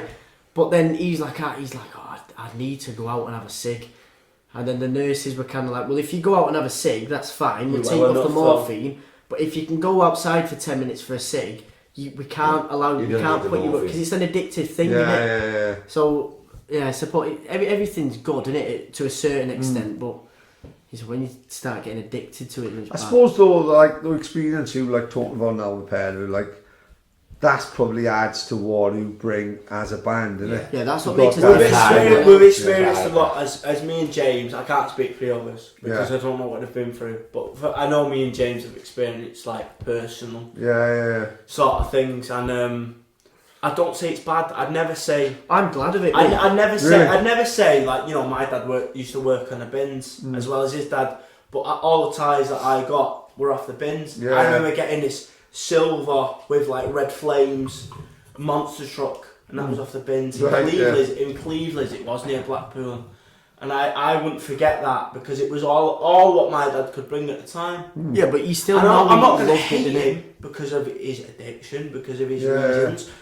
Life is what it is. Do you know what I think? I think as soon as I'm 18 or old enough to develop this sort of conscience, if I'm 19, 24, whatever, I develop a conscience. Whenever I develop a conscience, I am my own actions, and it's my. If I want to get into addiction, it's my actions. Yeah, of course. So I think, but me and him have took all these things that have happened to them. We're not fucking stupid. One thing we're not stupid. One thing I think, right, we take it all. You think like 1988 was like the second summer of love, wasn't it? Yeah. Acid and ecstasy and whatever. So when our parents were like getting to like 15, 16, and they were sort of immersed in that scene, and then afterwards people were getting addicted to ecstasy and like drugs, party drugs, but then after a certain while you end up chasing that same buzz that you were getting before, but you're not getting it anymore. Get it off the so that's why people turn to smack. So then there's a massive heroin epidemic in Manchester in like the mid-90s. Where the police did it with Liverpool, didn't they? Yeah, they didn't know what to do, so they pumped it. Yeah. They pumped heroin into Liverpool. Mick Head said it, the lead singer of Shack, he said it. They didn't know what to do with Liverpool because, you know, police couldn't control them. So they pumped it full of heroin. And that's like, you know, you don't see that stuff. You'll never see that stuff. So you can't really blame our parents. You can't really think that it's our parents' fault. Because the police probably pumped it in. When you're growing up at that age, at that time, I'm not saying everybody in Manchester at that time was a smackhead, whatever. But when, you know, you imagine, right, you've had a shit childhood anyway, to a certain extent, right? Yeah, and then it's like you're going out and you're taking ecstasy or whatever, and you're feeling this high that you've never felt before. And then after a while, you want that high again, but you can't get it again because they always say, don't they? You know, you took like 7 pills, 8 pills, 9 pills. I grew up in the days where pills were £25 a pop. Yeah, right? Clean off stuff. And they're only about £10 There's a reason why they were called ecstasy. Because you've never experienced fuck all like it. Yeah, but everyone says now from back in the day. Ecstasy was a word before it was a drug. And unfortunately, that's what people don't understand. I remember the very first time I took it, right? I can't remember the second, third, fourth. Oh, come on, tell us about the first time then. I was in my mate Lee David's house. He knows full well. He don't ever lie. 10:47. It was exactly 4 seconds to the hour. I was going to raves. I was going to a club called Martha's, which was like the rave club. Yeah. And I would go, and everyone I knew would be offered on pills, and I'd be drinking 2 cans of Budweiser. I was 15. Yeah. And I was going to raves up and down the country. I was going to like Leicester, telling my mother and father I'm sleeping over my mate Sean Cusack's house, which looking back is horrific, because if the bus has a crash, and they're like, how the fuck is he in Leicester? Yeah. You know, looking back now, I got a daughter, I'm fucking, you know. at the time you just don't think. I was in nightclubs. I was going to nightclubs when I was 14. Yeah. With my cousin, and then I was going to nightclubs on my own then at 15. Everyone around me was doing ecstasy. I wouldn't touch it. I'd have 2 cans of Budweiser, and I'd be me done then. And then I remember I'd done my first ever pill in my mate Lee's house, and Stereophonic song was on repeat. You can do all the things that they like to. Yeah. It was on repeat. And then my mate Lee David walked down naked into his living room with an hard on, right? This is all fucking staying in my head, right? And I remember that fucking, and no other experience would ever beat that night. Top it, like. You know, don't get me wrong. We had some crackers. Then we had a good fucking go. Right? And we had some fucking great nights. But that first time. No, that first one.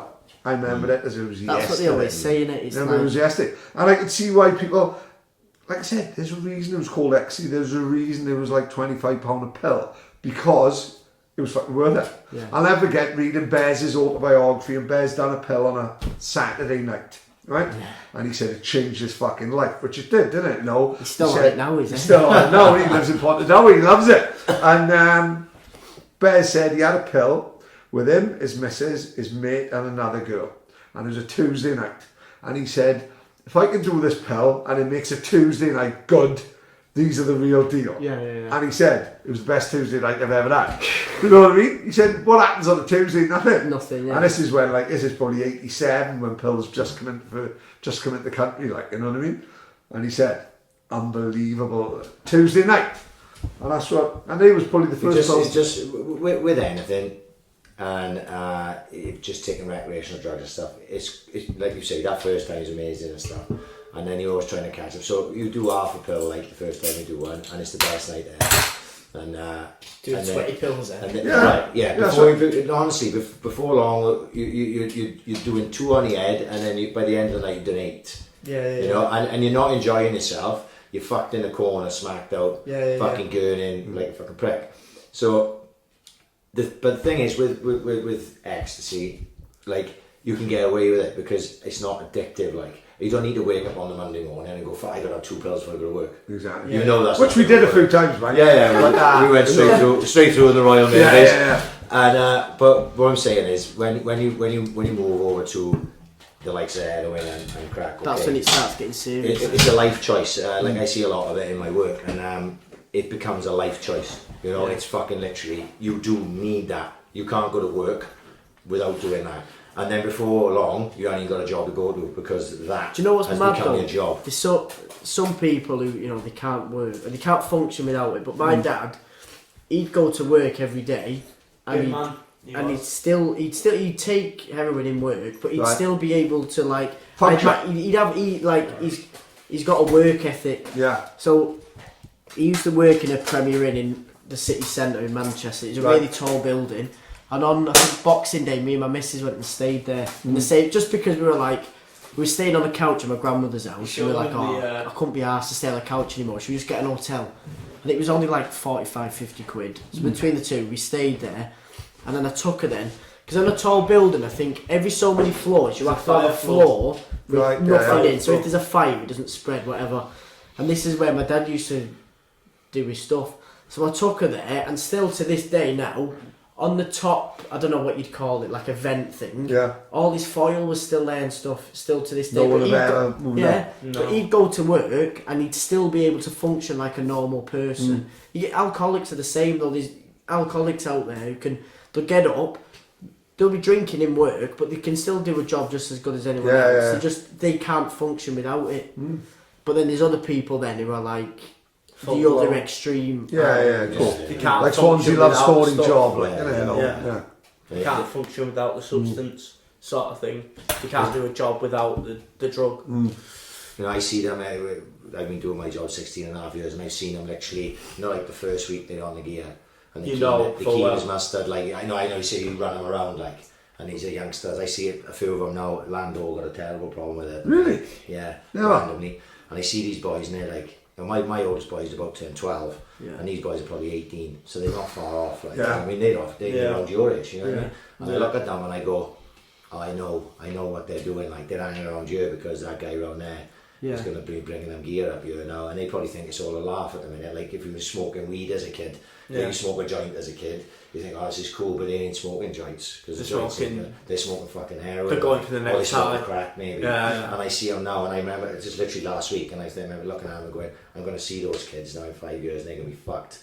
Yeah, they're going to be fucked. But you might not see one of them. They did it too. It's an horrible thing to see. I've seen them at the start and I've seen them at the fucking end, and I've seen It's everything like- that comes. it's a If thing, it's though, because if it's yourself, not- because you had to live with it. No, if but it's not your friend you know. or not your kid, what can you do? What can you do? It's nothing. It's you can like do. you can't say. You feel like honestly, I felt like driving down the street and going, boys, can I have a fucking chat with you for 2 seconds? 5 minutes, And fucking, obviously they're gonna fuck him, they're gonna ignore me anyway. But you feel like, well, fuck, can I do anything to help these guys? Because I know where this goes, and it doesn't go away. Yeah, I think they should experience it though. If they want to choose it, they should experience it and then be taken out of it, sort of thing. Yeah, but that's not always That's going not to easy. It's not always the right. Because you don't know. I know these guys. You don't know these kids' stories. Like, where's their parent? Why the reason they're doing it? What's Not the reason everyone they're goes there? the way you two like. You two looks like you two look like Smart you're enough to experienced know. there, but who's smart enough to know right Yeah. from wrong. Right from There's no way you two are innocent as There's fuck. addiction But- that you don't have addiction if you're like in our lifestyle. If you experience what we experience, you don't have addiction. You don't. There's no like secure relationship for you Yeah. to addict to. If you get me, I can't like get addicted to things. I've seen what addiction Because I've never had addiction. The only addiction that I've had was sort of like, you know, on a computer or something like that. And then again, I can throw that. But my off mum whenever I always want. said. My mum always says, do you know, like when you're in school and the job, you know, like what do you want to be when you're older? I don't know what they're called. The person comes in. Career advisor. The career advisor Yeah. comes in. Do you know what kid turns around and goes, "Oh, when I'm older, I want to be a heroin addict." Exactly. Nobody ever in school will ever say, That's just "I want to be a life, heroin that is. addict." It's just Heroin- that's the way you heroin turn, you is- know. heroin No is heroin take- addict will ever take heroin for the first time and go, "Oh, I'll try this, but I won't be an addict." Do you know? They'll all have the same mentality of like, "Oh, I'll just try it," and then. Because they do reckon that it is better than the best sex you've ever had. But Dad reckons it's the best he feeling said. in He the said world. it.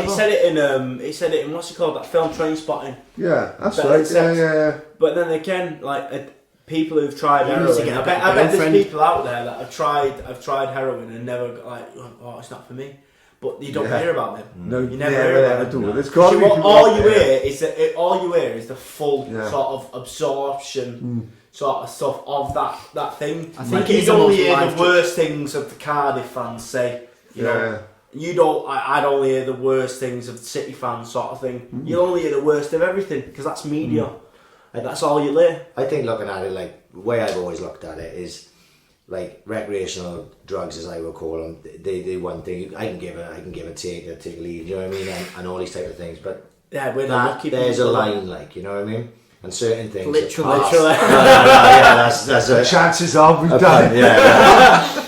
Good pun, isn't it? But I always looked at that like that was past heroin, was past that line. You know, that's a life choice, I think. Oh yeah. Yeah, it's a massive It's life choice. just a life choice. Heroin itself is a massive life choice, Yeah. and crack and heroin, I think, going hand in hand. And it's just Massive it's just a life choice. step where you just go, right, I'm not going to do these things that I've been doing. You just think that you've got nothing else to lose, ain't you? Yeah. I think that is literally you've got nothing. Yeah, when you get to the lowest point, You in think your life, you think to yourself, not that I've experienced it, like myself, I'm not dabbled in heroin or crack or anything, but yourself, you'd probably think like I've got nothing else to do. Just this is I'm your happy. Imagine, like like- you think you're low yourself. You just you are said, at a low position. You just said it's better than sex, or well, that's what they say. So imagine if you're at the lowest point of your life, rock and you bottom, want better than sex, and then because it's like can't you get take it. something that gives you an experience that's, you know, some people reckon it's the best feeling in the world. Of course, you're going to get addicted to it. Yeah, easy. Do you know what I mean? Yeah, of course. So it's just a life. So you reckon, can't really isn't it? blame the addicts in the same way because they've really got nothing else to turn Listen, to the easy because thing of the is- support network that they've The got easy around thing them. is to say when you tarnish it. When I see the documentaries, this, like a Swansea love story thing and all that, everyone tends to say, "Look at these fucking scumbags." Yeah. I don't look like it. I tend to step back and say, Someone's daughter. That's the way I see it. The reason I know the we family. ain't I got was to saying it- to someone's daughter, I'm saying, "Hey mother, one of them I know. One of them on this documentary, Yeah. I know, and I know the family. I don't want the family's really nice. It's not the family's fault. one false move, one bad like, decision. you know, That's bad the reason relationship. me and him. That's the reason me, James, Aaron, sort of, you know, we don't judge. There's no judgment in us. That's why I think we're good as people. That's why we think we're so good to get along with. Because that and another thing, because we've been at the lowest point of anyone's life. We've experienced the lowest point of my father's life, his father's life. We've been there, so we're not gonna go. Oh, what? You were an head, didn't you? Yeah. Oh, that's disgusting. You're an head. Spot We're not on, gonna do that because it happens. And my dad's still my dad, even though he was. You know, I love him to bits because of it. No. Not because of it. I said, you know, I love him to bits because he tried still, you know. And the same thing, it's not about being a heroin addict, it's about how your will comes through it. And he's still a father, even though he was still a heroin addict. And the same way his dad's came through it. Like, I see his dad as a massive inspiration in my life, as much as my dad, quotation marks, isn't, sort of thing. I still see my dad as my dad, and I love him to bits. But his dad took me on as an apprentice. In 7 years, his dad got his own mortgage. Almost. My dad couldn't read all right. He couldn't read all right. When he worked in what was the hotel? Premier Inn. He worked as a so-called electrician. He wasn't qualified. He was not. He just used to do general maintenance. General maintenance. Caretaker. Yeah. But in 7 years, he's turned that around and got his own house. I don't look at. He's got his own house, mortgage, extension, cars, business. He's got a wife, dog, kids, that to me is success. Yeah. It's not. You know, success isn't about money that you have. It's about the bit that you've came out of. And for working class people like us, anything that we come out of, to come from a council estate. Me and him came from a council estate. We're in Wales. That's a success. For some other people, that'd be like, what are you living in Wales for? Yeah. That's the thing. For us, it's like we're away from the drugs. We're away from the people and negative energies. With the band, right? With the band, because we all that shit what we just spoke about. We've experienced that and we know it, and it's like it's real to us. Whereas other bands who say, I don't know, they might be uni students or they might be whatever, bands around the same thing as us, and they don't have the experience that we have. They almost think it's a bit funny and cool, drugs. And it's like, yeah, but I've seen what it does. You might think it's funny and cool, but I know what it's like. You know, have you ever? They think it's cool, but you ever seen your dad smacked off heroin, like sort of thing, and you're just there like, I'm hungry. Why are you off your face? I'm hungry, sort of thing, you know. But they don't see that, and that's the thing that I think we sort. It's not so much separates, but we don't take it for like, oh, we're better than you. We take pride in the nothing we've had. And the father sort of figure, and they don't experience that because they just take our image, and a lot of people have took James' image. A lot of people have took James' image. Can't blame them, though, can you? Yeah. And he's a good looking chap. Knowing all the photos I've seen, I think I can relate a little bit. Like cool, I think you cool boys. There's no other band. Well, no other band have jumped out at me and gone, oh yeah. We're just an haircut with experience. That's what we are. Egos.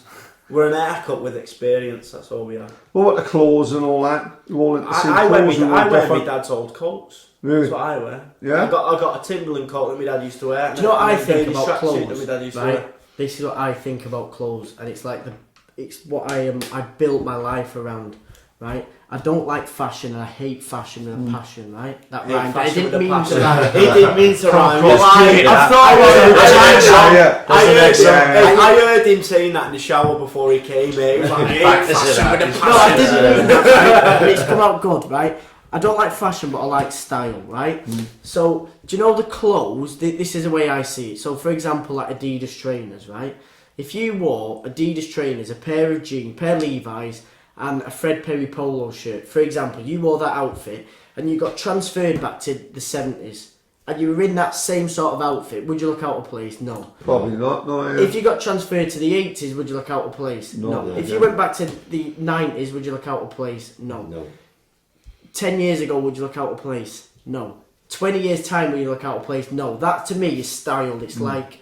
It's a thing that can't be defined by time. Is something like...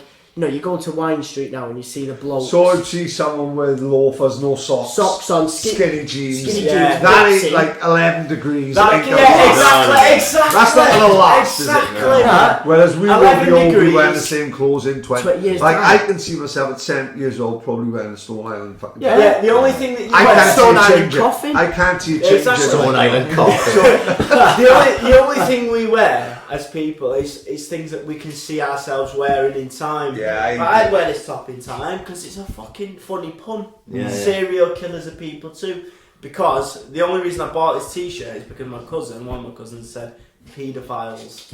Oh, People too. no. And I said to me and him said to her like, if they should get treatment, why shouldn't serial killers get treatment?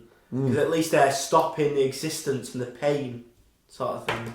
It's weird. It's a weird thing. But like style is style is a good thing. Fashion though, like the clothes. Why do people still listen to music from the 60s now? It's because it's good. Why do they listen to music from the 80s? It's because it's good. People don't still listen, wear gazelles. People don't listen to Yeah, it. that's all I wear. And I got like, these Reebok classics. I had on in Was I wearing a Reebok Classic shoe Before we came, I yeah. came? No, but I thought I'd wear Docs people instead. don't listen to Rihanna from 10 years ago. Exactly. No, Do you know what I mean? Yeah. But people will still put Oasis on, or And still put put sugar in that. Do you know a song that's in the charts now? No. Exactly. No, Oh, hang on, that's a lie. I don't know if it's in the charts yet because I listen to Radio X, right? But I really like the Cortina's new song, Better Man. Really? That would be in the Right. charts. We have a song Disney called Games, we have a right? song called Better Man.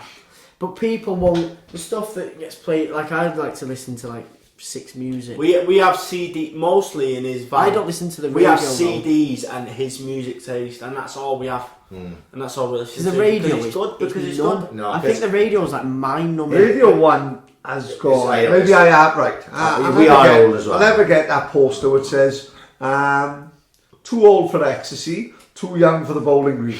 I think I'm too old for Radio 1, too young for Radio 2, I'm middle ground. Like, I listen to I Radio do like Radio X. I listen to Radio X because they literally just play an Oasis and fucking Stone Roses and that all day. I don't get why people see Oasis as overrated. I understand that Oasis But not are for a our big band. generation. They're Yeah. not For the our biggest band of generation, though, generation. I don't see Oasis as my favourite band. I don't see them as the be all and end all of music. I don't see them as the best band in the world. I see Yeah, but a lot of other bands. Yeah. The thing I understand about Oasis, I appreciate They were a little musical bit more. talent. They were a little bit more. I don't know what the fuck he was doing. They were a little bit more than musical. I'll never forget. I'll sum it up. I appreciate Oasis because they had. I'm not a massive Oasis fan. I was back in the day. I'll tell you what Oasis meant to us, right? On a Sunday night, my mate Stitchy was one of the trendiest boys I know. Like, he's a very cool fucking boy, my mate Stitchy. He walked into Central Park on a Sunday night wearing the Umbro New jumper that Liam wore on Main Road. You know, the sky blue Umbro, which Pretty Green now have like done a remake, they've done a reissue in it. Never And buy my Pretty mate- Green, so, by the way. So Liam Gallagher's wearing this on a Sunday before Main Road, and my mate Stitchy's wearing it at the town. And that was what Oasis meant to us, wasn't it? Yeah. It was they were more than just a fucking band where they copied. Yeah, I'd well, like sort to of thing, teach wasn't them it? to sing. Yeah, you for give one a of their shit. Me songs. copying Thing the is, song. at that time, I was like fucking rocking around listening to Wu-Tang Clan and fucking shit like Wu-Tang that. Clan, Ellen But- fucking rap through. But like Oasis were the band. Yeah. You know what I mean? All my They were mates cool were Oasis. kids. Yeah, but So- then what else are you gonna do when there's a successful band about? But You're just, not I loved it. gonna Even not though- follow even the crowd. That's even the though- thing. even That's the though thing. it innit? wasn't what I was into Yeah, exactly. personally. I was into Oasis. Yeah, but because it was Oasis were just a time. lads, weren't they? Like us. That's They what we were. like football. They And like that's why, like musically, not like the best ever band. Yeah, but they just But lads. they so just that's good. hit the point what Right, everyone yeah. else can relate to, and that's the thing. The majority of people are working class, and Oasis hit the majority. Yeah. Because they were working class, and that's what they hit, and you can't argue with that. Musically, we could be working class as fuck. We could sing about whatever Oasis sing about, but we can't because we don't really know that anymore. Because there's no such thing as working class. I don't think there's working. No, class there is, anymore. but it's like it's It's not working class as it was. It's privileged working class. Like we're not like fucking salvaging our food. We're not taking like cluster bread and stuff. You can't. We're not fucking slaves anymore. We're not.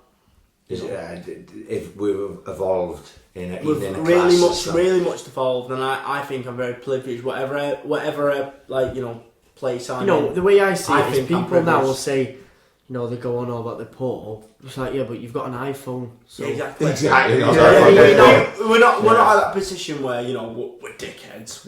We understand why you taking for that for granted. You got an iPhone. What are you on about? I'm just glad I've got a phone. Yeah. Well, I'm glad I've got a phone. Well, in 20 years' time, all your age, you're going to be saying, don't know, like you got it. When I was a kid, I only had a TV in every room. Exactly. I can have a telly in my bedroom until I was 14 years old. My dad and his dad said every time me and his dad are talking about like the past and stuff, he was like, we thought council. His dad said, I thought council estate kids had it the better because they had an indoor toilet. Yeah. His dad didn't have an indoor toilet. His dad only has an indoor toilet. When he met my mum was living on a council estate. He thought he'd arrived. And he moved into my mum. It's not only did she have an indoor toilet, she had two. Upstairs and downstairs, and he's like waking up in the middle of the night in the same house. Unbelievably, you're not going to believe it, but my grandmother's house that she lived until I was about 11, 12 was an outside my toilet. nan's was in town. Yeah, it was fucking.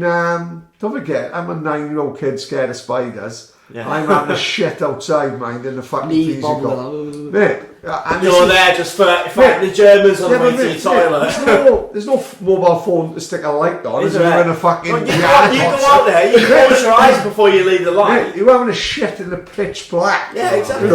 It's like and they locking you in this toilet like I'm a celebrity. I'm waiting for the rat to climb over my fucking head. And that's the massive difference. Crazy. People, that's the massive difference between the generations. Yeah, I think that's why now people are creating. That's why people like you said, we go back onto the ginger fag with a fucking haircut, isn't it? Yeah, like you said before, like you said, the blocking. Yeah, no PC. The blocking the road. PC stand for podcast. Paddy Keller. It's privilege. It's privilege problems that me and James understand. And Aaron does understand. Reese and Liam, because Liam's from Merthyr.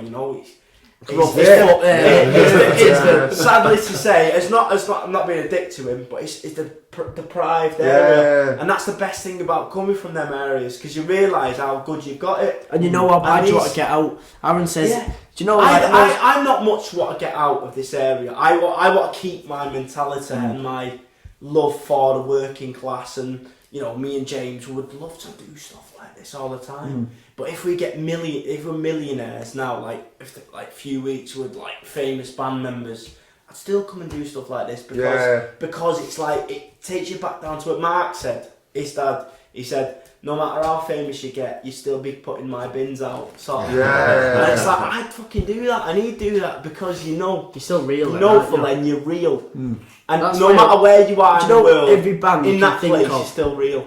Every band like Oasis and U2 or whatever, as they got bigger, the songs just got shitter. Yeah, exactly. They lost touch with reality. It's like a lot of hunger. That's what you need. You need the rawness. Well, what Noel Gallagher said, he said, I can't live forever living in a fucking 3 million house in London. Yeah. And he's fucking right. He's fucking spot on.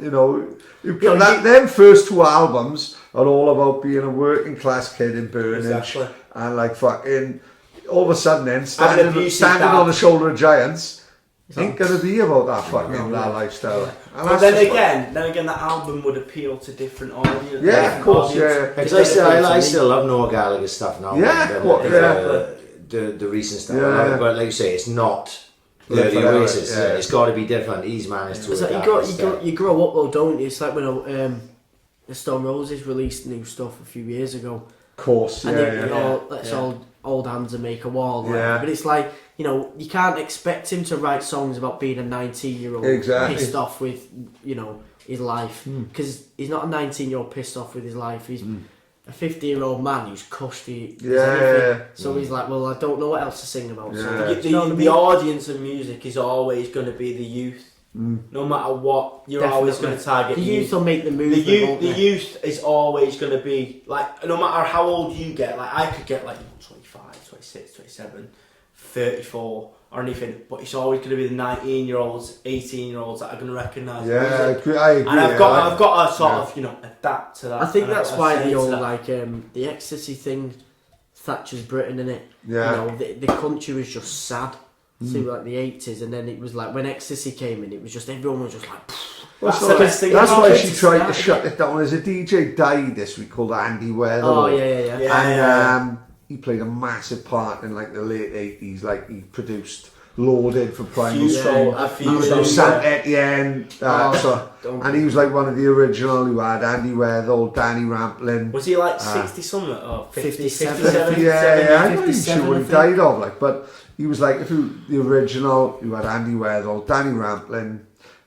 Judge Jules a little bit later, but they're the ones who went to Ibiza and like seen a DJ called Alfredo, and they played in a place called Cool Club, which didn't have a roof, so it was an outside nightclub, and Alfredo would just play random stuff. He'd play like the theme Hill Street Blues, but everyone's off their heads on fucking ecstasy in the 86, 87, 88. That's what and they're the ones who brought like Paul Oakenfold brought it into the country, and then fucking Maggie Thatcher brings in something called the Criminal Justice Bill, which they say then you can't have 20,000 people in a field having a rave. House music started in Chicago. Yeah, it started in Chicago in the 70s and 80s.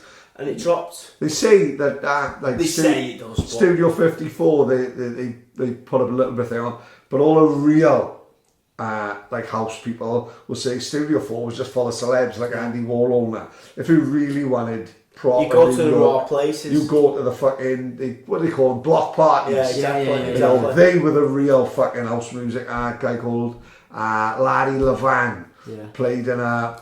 But you never hear the music that it's played. Guy called Larry. It's lost If you type in Larry Levan on iTunes, you will come across some of the greatest house fucking tracks ever. He used to play in a nightclub called Paradise Garage, and stems from Chicago, moved to New York. Studio 54 was all about Andy Warhol in a pair of roller skates. They reckon that was bullshit. Norman J was going to block parties in New York in the fucking early 80s, fucking 83, 84. That's where house music come from. A guy called Larry Levan. There was loads of like gay clubs and stuff and disco, and that's where exactly, it was like, huge gay scene.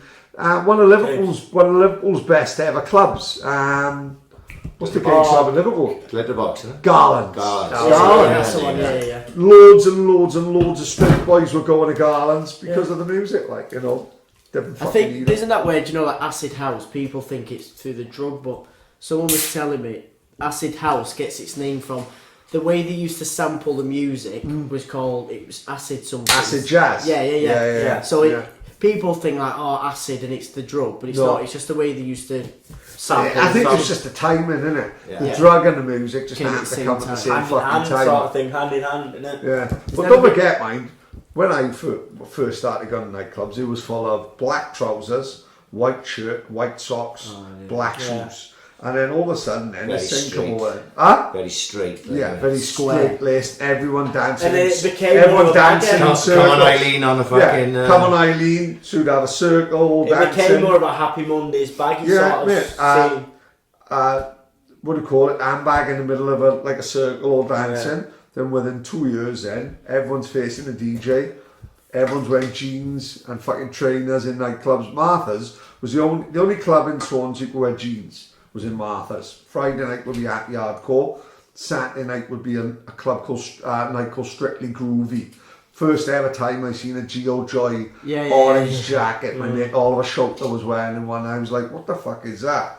And it was like fucking iconic. I fucking couldn't rest till I had one. And everyone's wearing jeans and trainers and Ralph Lauren. Do you know back then? What did you do for like you just seen your mate now in a Geo Joy top, whatever it's called? Now, if I wanted to get one, I'd just slap it on the phone. How would you do it? You could only buy Stone Island in Cardiff. And bear in mind, you didn't even know what Stone Island was. Sometimes you'd have to buy it. Yeah. It did come in though, in time, like, you know what I mean? There's a shop round near ours, it was a music shop now. It was a music shop last time we known it, but it's now becoming a designer, isn't it? Yeah, I think it's just going to be a designer shop. They're going to be selling like loads of designer makes, but I think it's just going to be a lot of shit. Yeah. It's going to be like, standard Fred stuff. Is that what I said about a year, right?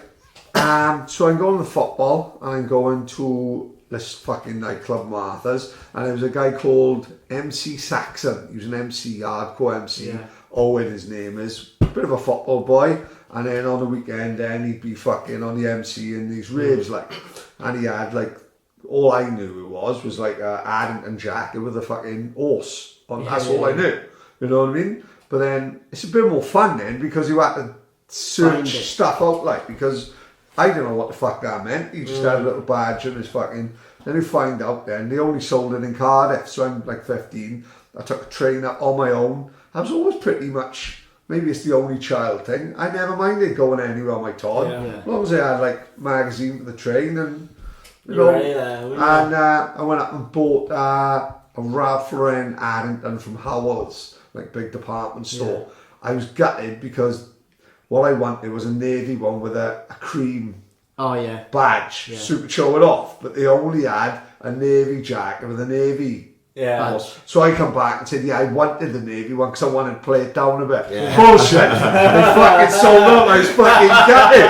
Right? And it cost me £120. I was 15. And I wore it. £120? Yeah, and I wore it to when school. You were 15? Yeah, and I wore it to school. Yeah. And I was lucky, see, because I'm a couple of years younger than him. So when we started palling around then, he'd already done all this. Yeah. So then he knew the way, like, you know. So I'm turning up probably, I wasn't dressing then at that time, but when I was 16 when I met him, but then all the boys had got Ralph Lauren polos on and shit. And the Stone Island come a little bit later. Yeah. It was there, but it was just too expensive. And you couldn't find it. You couldn't find it. Was it always expensive, Stone Island? Yeah. Always. So you couldn't source it. You get like, we knew a guy who was selling like fakes or selling was it, so you get YSL polos, Ralph Lauren polos. Shirts. Remember, Grant Mitchell used to wear them on a Thursday on EastEnders. Yeah. He'd have like all different colour Yves Saint Laurent shirts tucked in. But they look cool as fuck, and so that's what he would wear. And so you buy YSL polos then, and then like you say, you just progress. I remember having a Les polo shirts. A Les come back round now. Everything old school's coming back round now. So I think I see one of you lot wearing like maybe a Reebok shell suit. Well. One of his one I seen. It's you, the yellow. It's the yellow one I seen this week. Yellow, yeah. There's a fucking Adidas Superstar advert out. It's got Pharrell.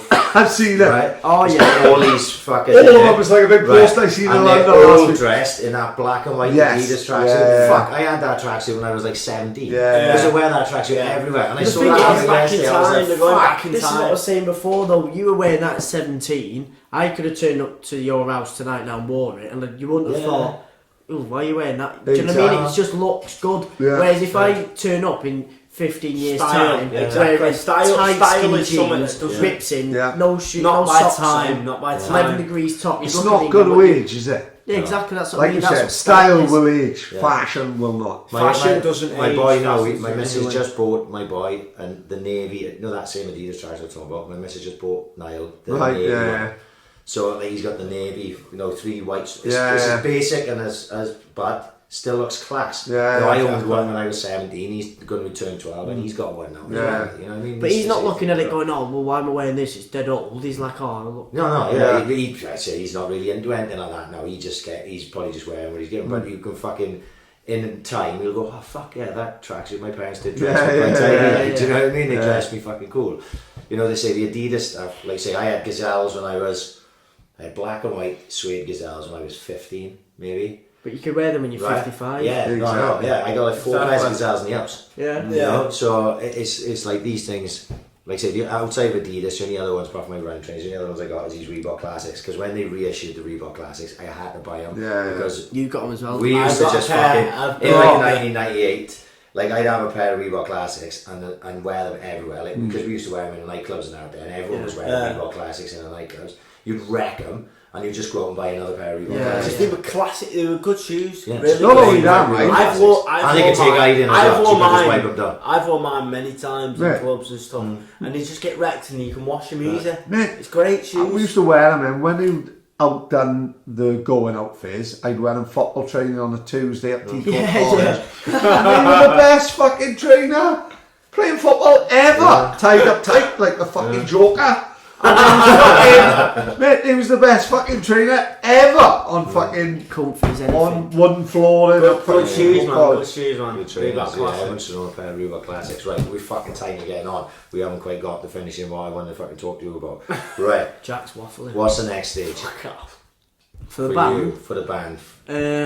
So, like I was saying... If you could envision it, if you can picture it... Getting famous, man. Yeah, no, I know, but it don't just happen like that. Right, okay, So yeah. where do you need to go now? Is it like about going through this with the guys producing now, and then is it like trying to get signed, trying to create an album? The next step is, do you know what you said before about the Twang were playing in Sin City, and are you at that level? The next level for us is we know we could go to Sin City and sell it out if we wanted to, but we couldn't go to the Sin City in, say, Birmingham. Yeah, spot on. Do you know what I mean? So the It's next level, it's getting the national exposure. this guy that's going to produce our song and put it out, the point is to get it on a UK wide thing. So when we go and say do a gig in Sheffield, people will turn up because it's like, oh yeah, do you know what I mean? They know us. So the next step I think is we're going on a tour in March, and we know for a fact. I love it. Right? Me and who could come and say like Hunter S. Thompson. I love it. I'll fuck Donna and tell you off. Come with us, man. Fucking hell. Official podcasters. Back on. Anyone's who one eye each. It's going to be a hell of a month. We'd be terrible at these two. The whole of March. All the March till about the 11th of April. That's the last one. Just in time for me to do a London Marathon. Well, no, like what you see them people do a London Marathon with a fridge on his back. With a crack pipe. So we looking at March is like a big tour. Ending in April the 4th and April the 11th. 11th. What date's the Bunkhouse? 11th. There's two coming, Coming? My daughter, don't tell Jordan, my daughter's 14. My daughter, when I take her to gigs, Jenny Cinnamon, I've taken her to nightclubs. The way I look at it, I could be the worst father in the world. And it could backfire on me when she ends up addicted to smack at 12, right? But the way I look at it, right, I think, right, my daughter's my mate, right? She come downstairs yesterday, she went, I pissed myself like this. She went, Dad, I'm changing my style. I burst out laughing. She went, why are you laughing at me? I said, because you're not Madonna, right? We lives in a chair house. Reinventing herself. We lives in a she gave it the old, I'm changing my style. I went, you're not Madonna, who a daughter of a fucking postman, right? So I said, what do you mean change your style? She come back down, she said, I'm a casual girl. She had my aqua scrub on, right? So I go, what the fuck? She said, I've had it up to here now of caring what other people think. I'm going to dress That's the attitude though, isn't it? I'm good for that. She wants a £230 Stone Island jump. Oh, there you fucking go. Then chill up, get back Lassos. And so the way I looked at it, like, I think, fuck it. I takes at the gigs. I'll take her to the Bunkhouse. I'll smuggle her in. We got enough calls. We know Jordan, do we? We let her come through the back door. No, like Goodfellas. When he walks through the back. Hey, every time. No one walks through like dum. So I had a right. So like my daughter said, like, we got to see them, Dad. They fucking really good, Pastel. So the gig ends April the 11th. Everyone's piling down Swansea. I'm game and this is what happened yesterday. Swear to God, right? I fucking Jordan sent me the track, right, which we'll talk about now. So I played to my missus, like. So me and my missus listened to it. I'd heard it before, because this is like the third time I'd heard it. She goes, oh fuck, that's really good. Yeah, I fucking really like that, like. And not genuine. And I goes, right, but do you want to go and see these? I said, because these are in, Bunkhouse April. I said, fucking hell, Turkish will sort us out. We'll go down and fucking watch her. She's like, but it's 2 weeks before you do London Marathon, and you can't have someone to have the fucking kids. Prime time. In my head, I'm going, woohoo! I go over party for the kids. What about that, like, hey! She's gonna have to stay here with the kids. I'm gonna fucking watch Pastel. Come here, like So no, fucking hell. So, I'm good. So what other places are you doing? Bristol, Liverpool, London, Manchester. And is this your tour? Yeah. What's The this? only fucking hell. The only one that's not solely us is Bristol. We're supporting, I don't know, someone in Bristol. But we're only doing that because we know they can sell more tickets than us. Yeah, that's fair enough. It's not about us. It's about getting the most exposure. Yeah. And if someone else can sell it out more than us, we'll take their crowd. The whole point of this tour is that we'll do that. We've never played much around the UK. It's only in South Wales we've played. So we're going to play around the UK this time, and then the plan is next time we play around the UK, there'll be 50 more people than there was last time. Do you know what I mean? We just got to keep building, because the way it was years ago is you'd play a gig, Alan McGee would fucking turn up with his sunglasses on and sign you. Yeah, it doesn't work like that anymore. The Alan McGee of this generation don't exist. Yeah, exactly. Do you know, they're all they want to do a leap on Lewis Capaldi. They want that. They want that bitch that they can sell sort of thing, and we ain't that. We'll do it if we get there. We get there, and if we don't, we don't. But we will. So you're gonna do it. Listen, what do we always say on here? Better to be an has-been than a never been. Yeah, if you can go on a fucking tour of Britain, playing to nightclubs and playing to clubs, then it don't work out, and do you know what? Who ends up going back being an electrician, and who goes at whoever who do it? Do you know what? At least you can say in 20 years' time, remember that fucking march we had when fucking Paddy brought his daughter and she ended up smacking him. You know what I mean? What I'm saying is, if you could look around in 20 years and go, fucking hell, remember that march we had? Like we always do, remember that holiday? There'll be like a fucking Swansea love story too. No, we backslid rehabs before us, haven't we? Yeah. No, like, we've took rehabs and we've took them downhill. If you're telling me, man, do you want to go on tour for a month with a band? No, like Almost Famous. I'd be like that kid, can I? Singing Tiny Dancer on the tour. I end up shagging Goldie Hawn's daughter. I can't wait. We all know when they on the put-in. I fucking hated imagine having you two on the bus. I never did like you, my cousin. I wasn't fucking bothers with you because we blood related. Almost Famous, isn't it? Let me tell you. Listen, you go back. Listen, it could go two ways.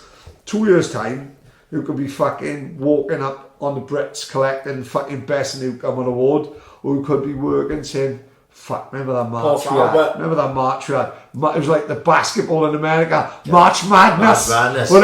It was the best fucking month we've ever had. Boys, go and live the fucking dream and enjoy it. Do it, innit? That's exactly it. Do it, innit? Yeah. There's nothing else we can do. Still young.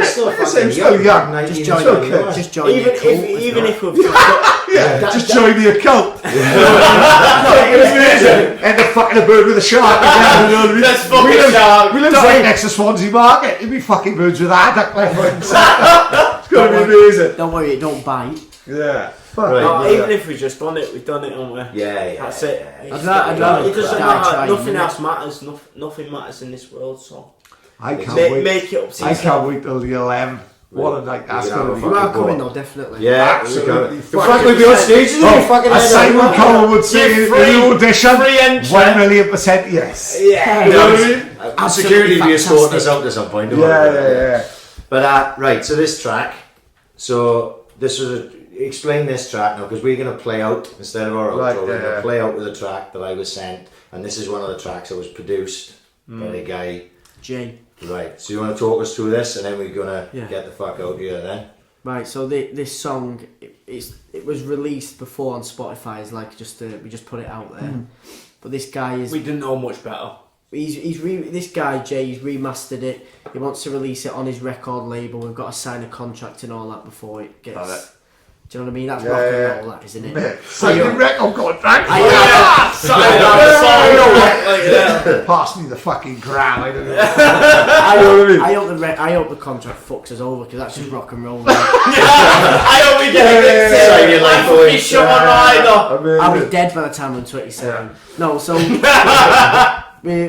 I don't know, we're just going to release it on his label, but the whole point of putting it on his label is, like I said before, just to get it more exposure. Instead of just playing it to our mates in Swansea and stuff, it's like, we want people in Manchester, people in Edinburgh, people in London to hear it. So when we go and play these places next time, in a few months' time, there'll be more people there. So it's just, this single is just the next step from being like just a band that are putting stuff out to like, we're here now, we're proper. So I love it.